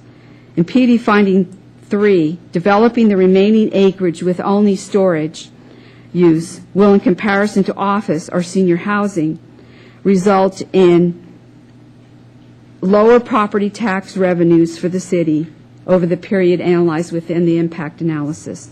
It's staff's opinion that this makes option 3 a more efficient land use with a beneficial financial impact to the city. In contrast, option 2 changes the integrity of the plan development by altering the streetscape, by having two enclosed developments along Roberta Lane of the personal storage and the RV storage. It creates 2 areas that are closed off to the public access, compared to the offices which are open with no restriction to access. The amount of common area or landscaping is reduced by the storage option 2 from 22 to 15%, and the traffic generation would be less, but it would be larger vehicles, either RVs or trucks pulling trailers, which is typically not on Roberta Lane currently. Its staff's opinion and Planning Commission recommends that the personal storage and RV storage are less efficient land use, resulting in reduced benefit. As supported by the fiscal impact over the 20-year period, this results in lower property taxes. Based on the PD findings, Planning Commission and staff is recommending that the handbook only incorporates options 1 and 3 and not option 2. This concludes my presentation. I'd be happy to answer any questions. Questions for Karen? Mr. Lawson. Karen, have you had a conversation with the applicant on a 4th option? He emailed me the 4th option this morning, yes. Okay. And I know it didn't have time to get into this, but I think I would like to look at option 4 also. We have not had time to assess that and look at what that would require as amendments or changes to the handbook. Okay. Mayor Martini. For the record, Neil Kurtz, Deputy City Manager for Community Services. Understanding that there is a 4th option on the table now, and agreeing with Karen that it's not something we've had a chance to study, much less incorporate into the handbook. At quick view, I think it's an option that, as a staff, we can more than likely support going forward, but that we would like an opportunity to review it properly, have it worked into the handbook. So it would be our recommendation as your staff that if it's the council's desire to consider an option 4, that you remand this item back to the Planning Commission. That will give the applicant time to work option 4 into the handbook. Then we can get the Planning Commission's recommendation on the appropriateness of that, and then we would return to council for action as quick as we can get it done. Mr. Adams. That would also be your city attorney's recommendation as well, if you so desire to consider option 4. Okay. You've got a pretty dramatic difference in you're adding a new use, and it's a lot different than that already being proposed. So I think that would be appropriate to have the Planning Commission review it. I think just for sake of discussion at this time, a site plan of option 4 we should look at for the city council, so they know what they've seen other options. I think that they should see the option 4 also to make a decision whether to send this back or not. Okay, questions. Mr. Smith has something, I think. I would agree on option 4 too. I'd like to have everybody see that. And please understand, I was not trying to infer that you don't even see it today. No, that's fine. Yeah, it just. So we have option 4 available? Yes, Mike. And perhaps this is a good time to invite the applicant down. They can walk you through what this new option is. Mr. Curtin, did you have something, Mr. Curtin? No. Okay, good. I'm sorry, Ken, Ken. would you come down, please, and talk about this?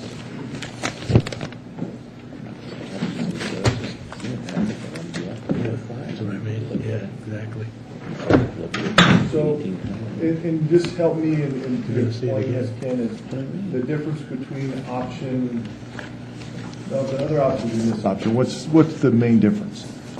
For the record, my name is Ken Crater, representing the applicant, and this is basically the same drawing. I'm just calling it a replacement for option 2 rather than option 4. So basically, the difference is right now, our option 2 has all personal storage within Area 3, which includes the area out to the existing public street, Roberta.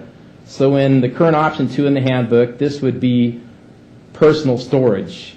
In either case, we have a large landscape detention area here with a fountain for aesthetic and landscaping purposes. So after a lot of thought and the Planning Commission meeting and everything we've worked through, we've come to the conclusion that what we need to do, because we have great respect for staff and the Planning Commission and Council, to put together maybe an option on the table that makes sense for everyone, would be to, instead of having personal storage in this area along Roberta, to add one additional office building. And what that would do is it would complete the public portion of Roberta Lane from Pyramid all the way down to the cul-de-sac bulb, with either the retail store, which is on the corner, the auto parts store on the corner of Pyramid and Roberta, or professional office or landscaping. So that entire streetscape, as you're driving down, it would maintain that residential character that I know is a big issue, staff, and for us. The applicant and owner of this project, Crestgate Pyramid, is Mark and Jeff Lynn with Sycamore Gardens. I've been working with them on this project since they bought the property in 1995. They're great owners.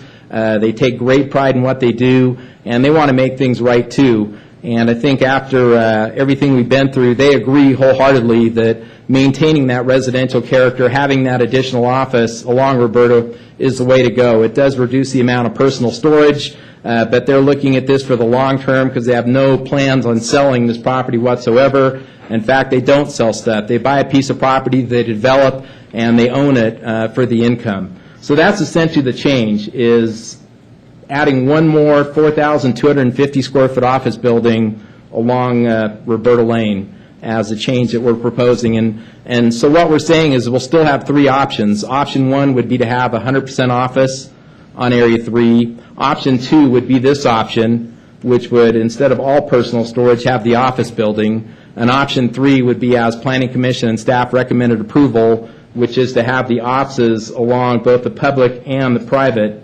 portion of Roberta Lane. And if I can add one thing to the need. Go ahead. I know another question that everybody has is why aren't we sticking with the office or the senior housing? And some statistics I'd like to point out is when I made the presentation to the Planning Commission, the most recent quarterly report I could find on office vacancy in Sparks was Collier's second quarter. At that time, the office vacancy rate in Sparks was 26%. Just a week or two ago, I received the fourth quarter report from Collier's. The vacancy rate has actually increased to 31% in that time. And according to Collier's, assuming a nice 3% increase in new tenants on an annual basis, it's going to be about 9 years just before the office market's back in balance in the city of Sparks. Then also, in addition to do consulting work, I do my own land development projects, and I have a project that I've been working on for a couple of years for senior housing. And so I've been getting fairly well versed in talking to folks all throughout the industry in senior housing. Today I had the opportunity to speak with a gentleman named Tom Stanley. Tom is one of the partners and owners of the Cascade Living Group, which I'm sure you're familiar with. They have a large senior housing facility out on Neighborhood Way, out across from Spanish Springs High School. And according to Tom, who's also very familiar with the Bonaventure project, located off Vista back behind the Rayleighs, is 500 new units have been brought on board in senior housing in the city of Sparks in just the last few years. And they've well outpaced the demand for senior housing. Right now, he wouldn't tell me specifically the vacancy rate, but he said, you can tell the council that we're in the high double digits right now in vacancy. They're way under their pro forma in terms of what they're getting for rents. And right now, Cascade Living Group is projecting 9 to 10 years before there's a need for additional senior housing within the Sparks market. So I know it's all great and dandy that if we could build this whole thing out right now as professional office, we'd all love that. Mark and Jeff would be thrilled. But the fact of the matter is, if we want to get this project developed and start bringing in revenue to the city of Sparks right now, we have to look at other uses. And we feel that what we proposed with the additional office on Roberta, it's a good compromise. It would bring over a $5 million construction project into the city of Sparks this year, along with revenue starting now versus waiting who knows how long. And the other alternative is we sit and wait and allow the graffiti, vandalism. Right before Christmas, somebody came in on the weekend and sold $80,000 in copper wire out of 13 air conditioning units in the office. So we'll have a presence out there. We'll have a full-time live-in manager that the neighbors are really thrilled to have. And this manager will not only manage the RV and the personal storage facility, he'll also manage the entire complex, including the office. So you'll have one point of contact for the entire project to make sure that all the tenants' needs are met with, Sparks' needs are met with, the landscaping's well maintained. So I just want to give you that little bit of additional background. Ken, I Thank think you. you're looking at maybe some favorable information here, but you don't want to talk yourself out of it, I don't think. I'm done. Okay, good. Any other questions for Mr. Crater? Mr. Kerrigan, then Mr. Schmidt. You know, it appears that you guys, the applicant doesn't like any option but that number 2, or the new 4, or whatever it's called. Is that correct? No. Like I said, they like the office option. It's just the reality of the market. No, that's what I'm saying. Yeah. But my problem is I would rather have you not give us the option if it's never going to get done. Because, I mean, to be real honest with you, I'd like it too. But because if you give me an option 1 and then you say, okay, it's going to be all professional, you know, office like it should have been, or like the handbook said, and senior housing, then I'm going to say fine. But it'll never get done. You see what I mean? So yeah, and I can answer that question. Is since they hold it for the long term, they are looking for the long term, and this is the option they like right now. But when the next grandkid takes over 20, 30 years from now, then maybe the office market's hopping. We all hope that we. So you're saying our economy. See, now you're confusing me, because it appears to me if we give you option 1, nothing's going to get done on that property until the market shifts. If we give you option 4 or 2, or whatever you're calling, it looks like you're going to go to put it, you know, right. I guess, construction right away. Is that correct? Yeah. The options just allow for long-term change in the project, because the plan development runs with the land. But, okay, I guess I'm confused. If we give you option 1, which is long-term, nothing will get done. No, that's incorrect. Option 1 is just one of 3 options for that property. So we would, right now, build this option 2, which would be the personal storage, and when the market's ready, the personal office. But since the plan development runs with the land, it'll exist in perpetuity. 20 years from now maybe the office market's screaming and the rents justify building 2 more offices along this area right here, which is option 3. And then another 20 years hence, when this thing's outlived its useful life. Okay, then I guess I'm not asking this question correctly. What do you want on that property is what I'm asking. Right now, yes. Right this minute. Yes. Because if you say if you're happy with option 1, I don't know why we're wasting our time going back then. Yeah, this option 2 is what we want right now today. Okay, thank you. Mr. Schmidt. Thank you, Mr. Mayor. My questions are for staff. My first question has to be, I'm trying to recall any other project with a handbook or a special use permit that we've allowed options and side options to go ahead and be done and carry throughout the plan. It's always been bring the plan, put it together, and if you're going to change it, you change it to something, but you don't having how many options are available on this thing. When have we done that in the past? I do not recall a time where we've done that in the past. Okay, so we are deviating from policy. This handbook was originally approved that way, with options. When it was originally approved in the early 2000s, the date's slipping my mind, but it was approved with options, and so they are just bringing forward new options to be in that handbook.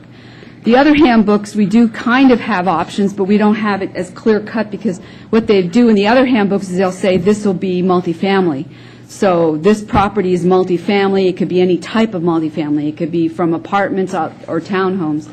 So that gives a little bit of an option in the other handbooks. Correct. Multifamily is a use code, and you can define that on in. But, to have all these things, and we can move all these parts around, I'm not aware of even the original plan, because and I understand where you're at, because I've been dealing with this project since 2001, and this is a very difficult piece of property.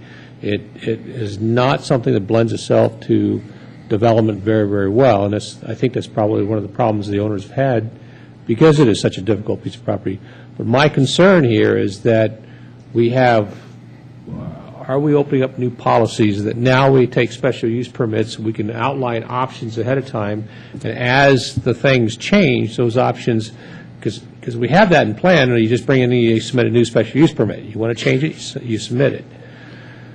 Well, here we are working with a handbook, so essentially we're writing the zoning code for this piece of property. And yes, it is deviating from past practice. I don't know that I would have gone as far as to call it a policy, but, the past practice has been to say we're going to have this many units to the acre here, we're going to do professional office over here, and so on. Whereas here we are affording them, if it is approved as proposed, options to do some different things. And I think what you're seeing from our perspective as a staff is recognition for the state of the economy that we're in, and trying to do what we can to work with property owners to help them move forward. And I understand it, and I appreciate that, and I'll get to my final comment after. But my other question goes to the Regional Governing Board. We've always maintained that within the McCarran Loop, as you want to increase densities, that's where the traffic, all that things, now we're looking at going and say, well, not necessarily, we don't want to do that. We want to decrease that density down. How's this jive with the Regional Governing Board? Karen, can you speak to that? Sorry, I didn't mean to make everybody get up on that question. No, frankly, we have as a staff struggled with this application in trying to find something that we could support and bring forward. Because you get to make a land use decision roughly once, and then it's built and it is what it is for a very long time. What you're hitting on are actually concerns that we had at the staff level, is that we were headed away from a highest and best use or a more dense type of land use from the get-go. And in the name of trying to work with the applicant preserve the character of what was initiated out there, that took us to be willing to support options 1 and 3, but not option 2, where it all went to mini storage. And so now here we are today, and I think the applicant's trying to take a step towards, satisfying the concerns of staff and bring one more office building back into the mix. But you're right on track with where we started as a staff. With our initial concern was, aren't we going the wrong direction? Does this have to go back to Regional Governing Board with a reduction in density? No, it does not. Okay. Well, I guess my concern is sort of Mr. Kerrigan's, is that, I want to know what you're going to do today. I don't want, if you make a decision, this is what you want to do today, and this is not my award anymore, this last month is over to Mr. Lawson, I don't want to be building in a bunch of things that can say, well, we can have this, 3 years from now something's different, so we're going to change this, and it really kind of takes out the planning process away from everybody. It kind of just builds it into whatever the economy does is how we're going to go ahead and develop the property, and that's not long-term good planning type document. So I would rather see one plan come forward. This is what we want. This is what we're going to do with the property, and then 3 years from now, if that changes, it's not going to happen. Well, let's come back and talk about it, so we don't sit down and say let's put all these options on the table. Then 5 years from now, everyone's going back beating themselves up trying to figure out what that meant. So we understand. That's appreciate your comments. Thank you. I think it's pretty clear what they want. They want option 2 with 2A, one with the one office building and self-storage. Is that not right? That's correct. I mean, connect the dots here. I mean, you don't have to be a rocket scientist to figure that deal out. Can I see that packaging? Mr. Kerrigan, do you have a comment? No, I do. I asked Ken pretty point blank. That was my comment. What do you want? And I think the problem I had also is you gave us too many options, and that kind of, it kind of worried me, because I don't remember having that many options before. We hear you. Yeah. Mr. Smith? Well, and this is a two-part. One's a comment, and the other one's, well, they're both comments, actually. When I left the room... 2 and 2A? When I left the room, this was option 4. When I come back now, it's 2A? That's what happens when you leave the room. Yeah, so is that... That's what the applicant put up, is Okay, so he it's preferred to 2A. refer to it as Or a new option. AKA... Yeah. He's Option 4. requesting to replace the 2A and the 2 in the handbook with this option. Which, when I left the room, was 4. Was 4. Yes, Okay. sir. And then I think this is just an example of everybody trying to adjust it, including the property owner, to get the best use out of the property right now. Yeah. And, I support that. I mean, it's crazy. Mr. Lawson? Oh, Mr. Rudy, Ms. Ratty first, I'm sorry. Thank you. Couldn't see down there behind that big strapping man, Ed Lawson. It happens You all too. the time. So well, apparently everybody else is clear. I'm still not clear. So 2 questions. Does the applicant want 2A/4 only, or do they want all 3 options and the flexibility to build any option at any time? I want 2A. I know what they want now, but do they want to keep the door open for all 3? Because that's what I heard. No.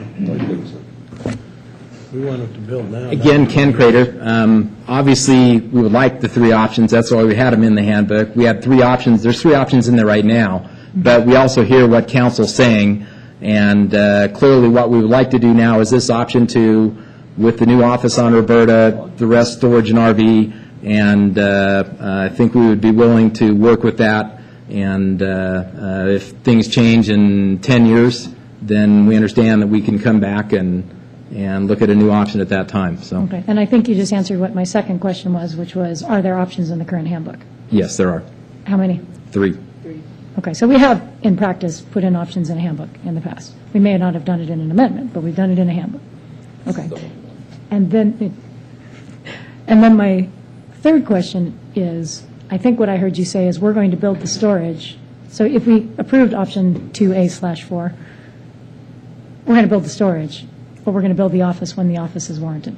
That's correct. I don't think anybody here wants an office building sitting there vacant. Well, so what's sitting there then? Right now, it's vacant land. And could be vacant land for, whereas if we allowed you, and let me just follow this thought through to its end. If we allowed you to just do storage all the way across the entire parcel, we'd get the full landscaping around the entire project, right? It'd be a finished project. That's correct. So while we're getting the office project that we want, we're not really getting it. We're getting empty land Exactly. and no streetscape. Yes, yeah, it'd be a small portion, as you can see, in comparison with the overall project. It's a 4,000 square foot office building, maybe a half an acre total. But yes, that little portion would remain not landscaped at this time until there was demand for the office building. Until there was 9 years from now at the very earliest. But I think we could even look at doing some vegetative reseeding or something to at least get something growing on there rather than the weeds. Because that'd be real easy to do when we were developing the whole, the personal storage. So at least it would have some type of, wildflowers, tall growing grasses as opposed to just the weeds that we have now. So I got to say that I'm not real comfortable with that piece of it. I mean, I understand. Let me also say I appreciate the creativity and the coming forward and trying to get back to the McCarran Loop where we have more density. And so on the face of it, that sounds like a good thing. But if the reality is it's just never going to get built, or it's not going to get built until the office environment turns around, which could be 9 years and could be, depending on what everybody else builds in town, 20, then we could have an empty piece of land for quite some time. An unlandscaped frontage, which was the whole point. I mean, you'd almost have a better-looking project going with option, is it 3, that has the full storage? Option 2 is the one that has the full storage. Oh, right. Yeah. Option real 2, not 2. Replacement 2. Thank you.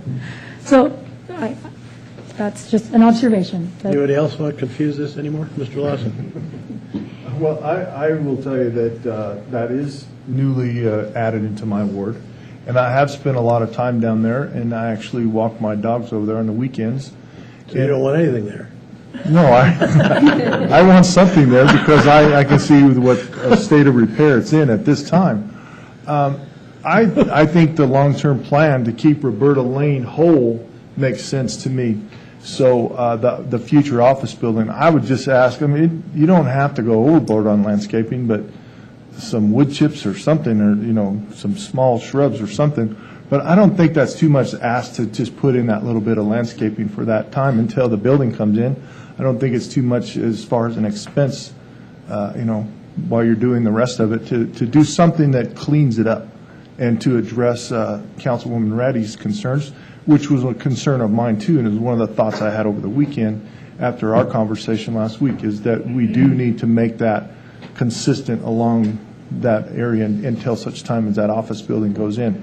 But overall, it's a good use, in my opinion, because where it sits below McCarran, it doesn't, you're not going to see it from McCarran too much.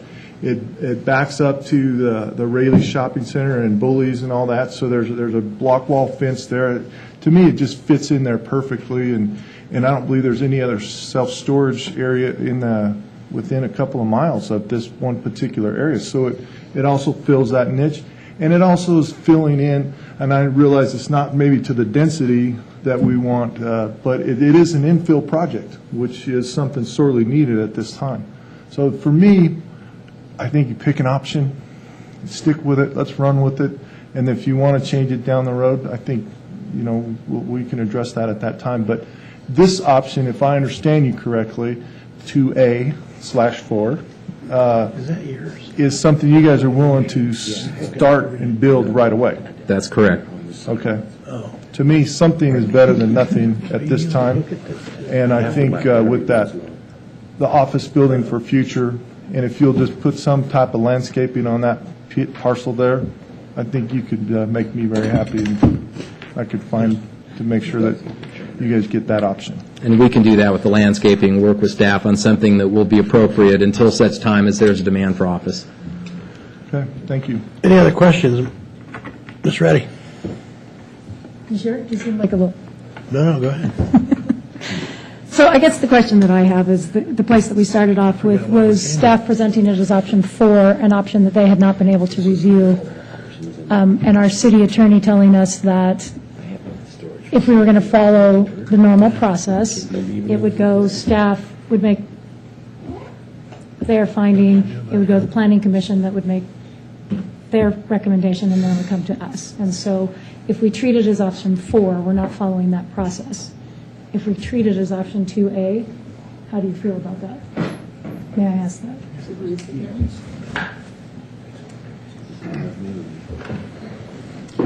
What I've gathered from the conversation that we've had today is that the council desires there to be a single land use option presented in the handbook.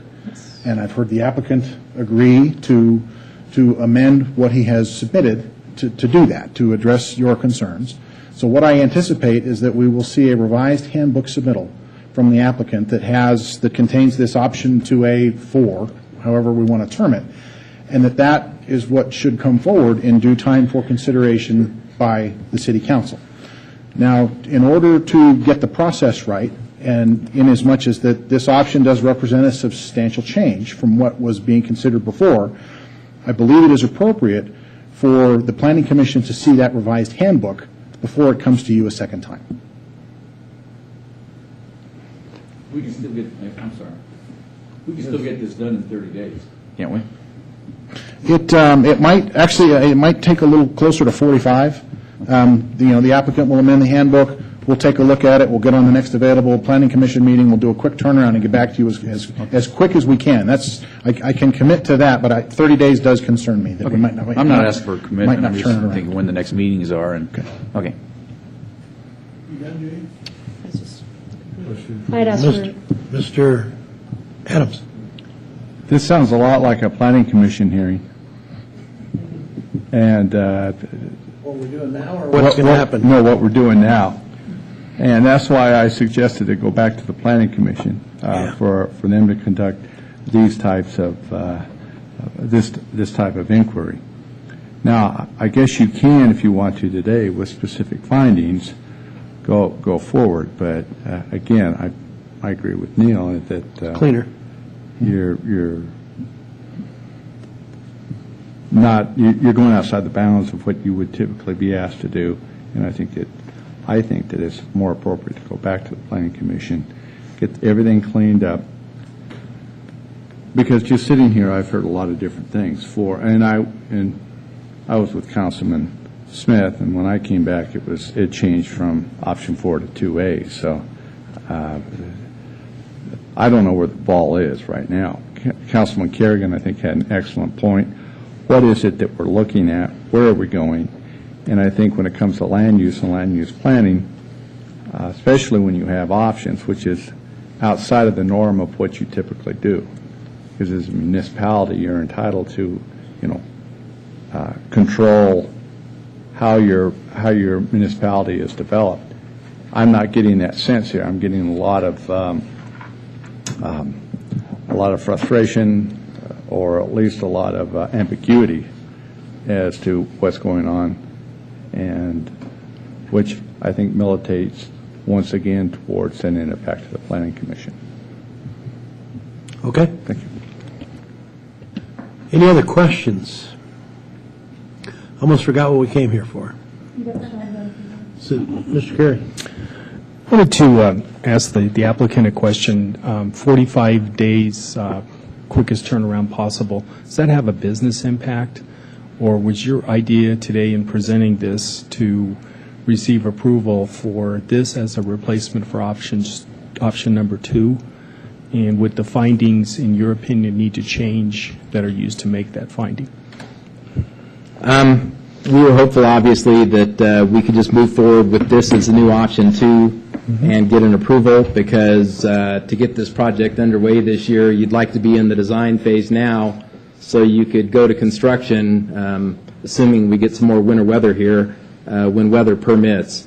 And it would certainly be my thought that if we just agree that we would just move forward with this option only, with the new office on Roberta, the personal storage in the RV, eliminate the other options, that you could make those findings and get an approval today. And I believe Neil can speak to this, but I believe that we still have to come back to council regardless, because we still have to come back with the certification of the handbook. So staff and council are going to get another chance to look at and make sure they're happy with the way the handbook's written. But I also understand if it's council's pleasure to go back to the Planning Commission, then we'll do whatever council directs us to do.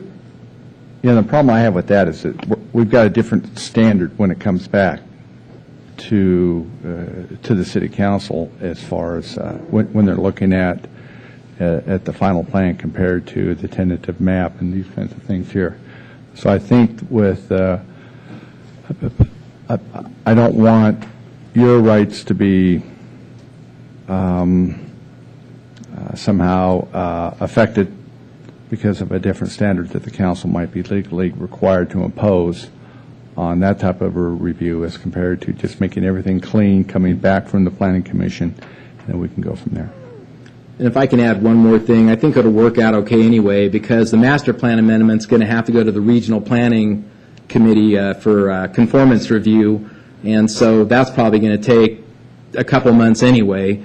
So I think we couldn't get a building permit before that anyway, and I also think we kind of know where things are going here. So if the Planning Commission's, the council's decision, then we're fine with that. Sounds like we have a consensus here with the developer and the city council, and especially the attorney. We don't want to be out of bounds. But having said that, this is a public hearing, in case anyone forgot about that.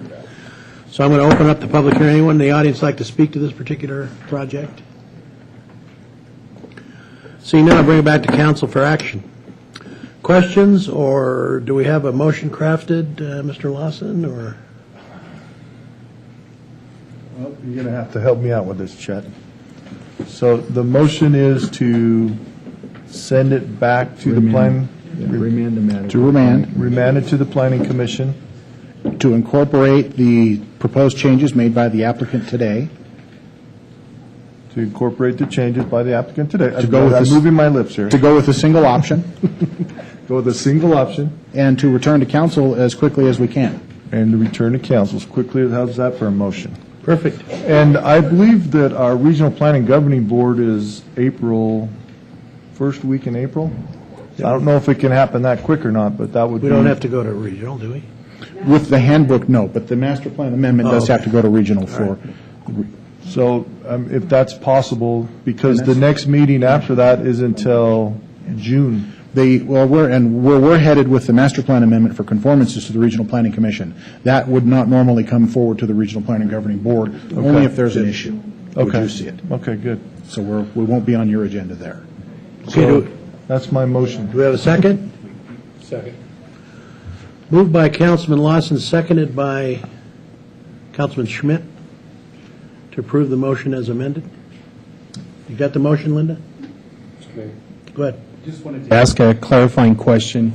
In item 6.2, which was combined with this item, are we including in the motion any deposition or withdrawal of that item or action by the council in your motion tonight? We moved it to the end. Yeah, we didn't. We didn't combine it. We didn't combine it, Sean. It's a separate agenda So we got why to don't deal we with. take action on this item, and then we can revisit 6.2 tonight. I think it makes sense to ask the applicant to withdraw that at this point in time. That's what we were going to do, is address 6.2 by itself. Okay, everyone understand the motion. We have a motion and a second. Any further discussion? Seeing none, please vote. Passed unanimously. Okay, now to 6.2. Do we need to, as the council, go ahead. No, I was just going to have a point of order. It's on the table. We could just leave it there. Yeah, I did. I voted to table it till after. That's right. Oh, okay. I just misunderstood that. I thought what we did So we was can leave it on the table. change the agenda so that 6.2 followed 8.5. Yeah, I know. I said this table it till after 8 point, whatever this, what is this? 8.5, and so that could be next week. It could be whatever, because that's still after 8.5. Unless you want to bring it off the table, I don't care. Go ahead, Rick. Thank you, Mr. Mayor. I just want to know, does the applicant just want to withdraw it right now based upon what you hear and everything, just get it off the table so we don't have to do it? Again, Ken Crater, yes, we're fine with just withdrawing it. The only reason we even have it is we just wanted to make sure we had the opportunities to submit additional evidence and testimony to council, but with where things are going, there's no need to continue on with it. So you just want a motion to go ahead and remove it, cancel it? We'll make a motion and bring it off the table then. Do you have a second? Second. Moved by Councilman Schmidt, seconded by Councilman Lawson to bring 6.2 off the table. Any further discussion? Seeing none, please vote.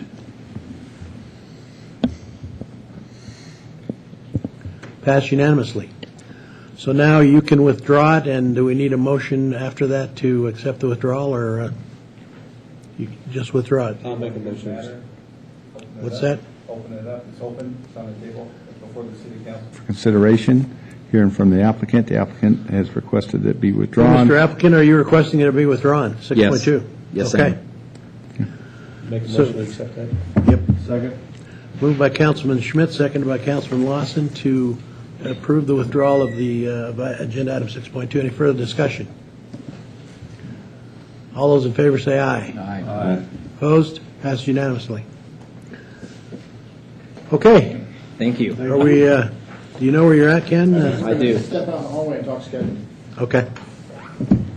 Thanks, Ken. Step out in the hallway and talk, what?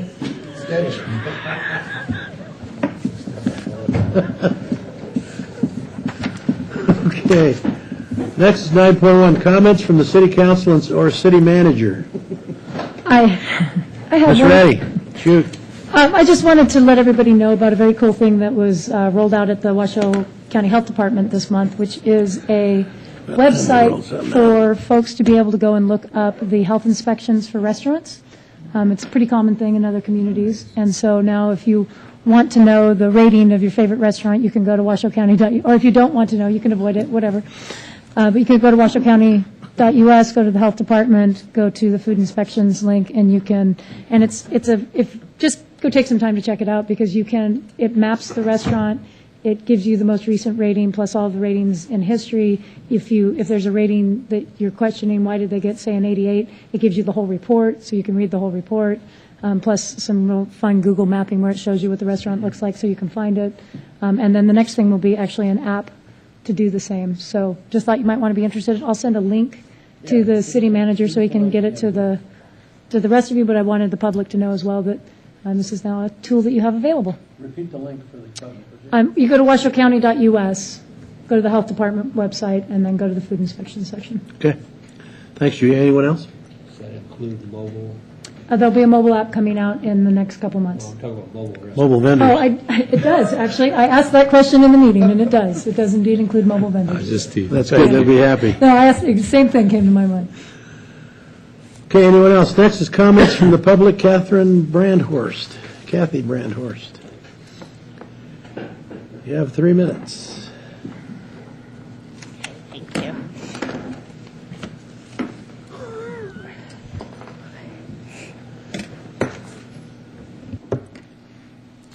Kathy Brandhorst.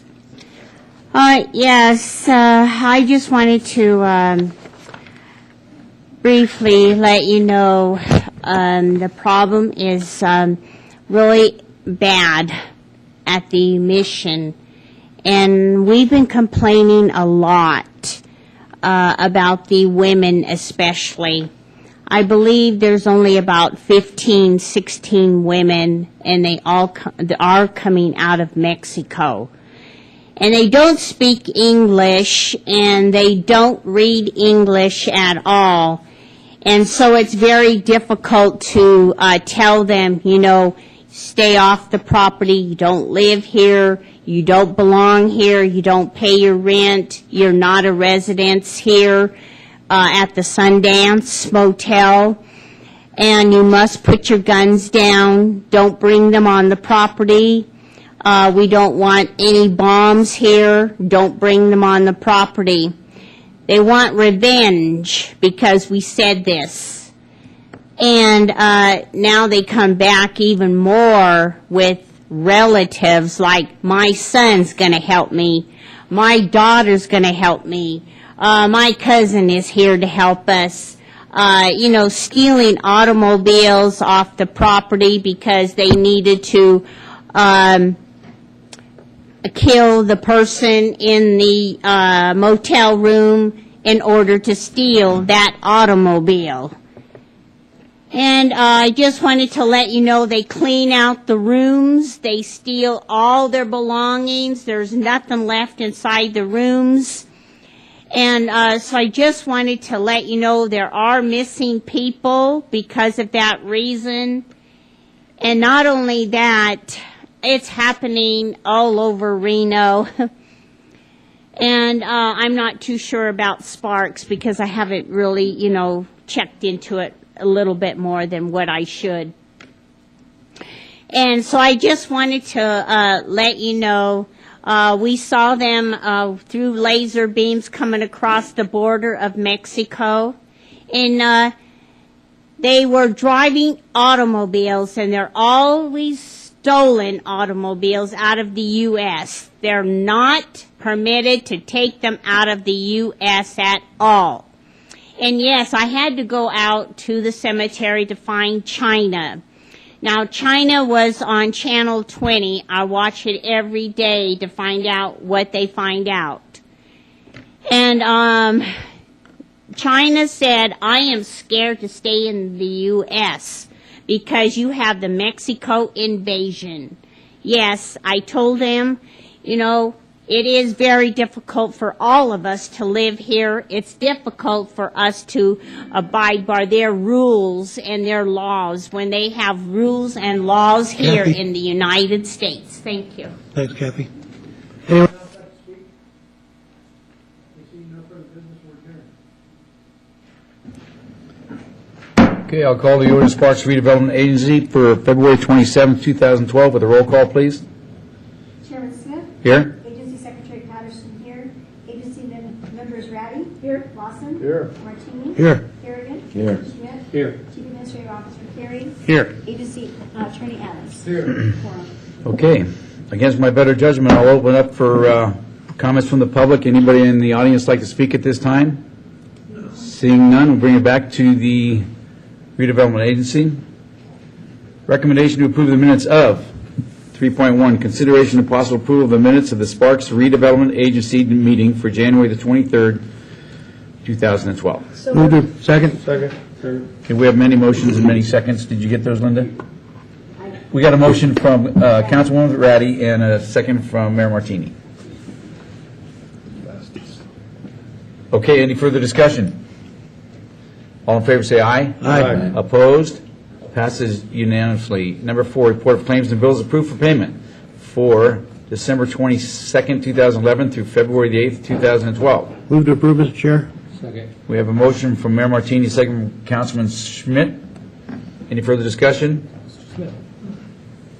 Mr. Carey. I just wanted to point out in this particular item, we are transferring $100,000 from Redevelopment Area 1 Revolving Fund 3401 to the Tourism and Marketing Fund 1222. And this is consistent with your plans for tourism and marketing to grow special events and awareness of the city. Okay, everybody aware of that? Any questions, discussion? Looking for a motion, or do we have a motion? We do. Okay, that was under discussion. Any further discussion? All in favor say aye. Aye. Opposed? Passes unanimously. Comments? Comments from the agency? Seeing none, we'll open up for public comment. Kathy Brandhorst. Kathy, you have 3 minutes. Yeah.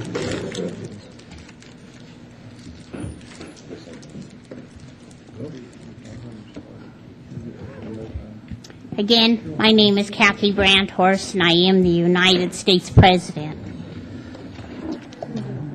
Tourism, that was brought up, and we are always telling the, oh God, I can't remember the name of the bus, darn it.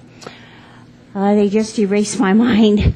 Anyway, we have been checking the buses for tourism as they come into Reno.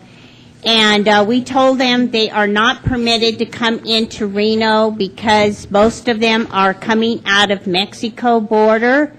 And we are having the trouble at Tijuana. And we told them, do not come here unless you are permitted to come here, and you are not, they are not supposed to come in here with Mexico tourism. They do not pay nothing, and this is where we get into a lot of trouble. If they do not pay at the casinos, they come in with their guns and they say, we don't pay nothing. And so I just wanted to let you know, I've been getting a lot of complaints at the mall, Meadowwood Mall too. They have problems in every shop. They do not pay nothing. They're not supposed to be inside the store and say, I don't pay nothing. Then show them their guns and shoot them down because they don't pay for the item. And we've had security officers also shot down because of this reason.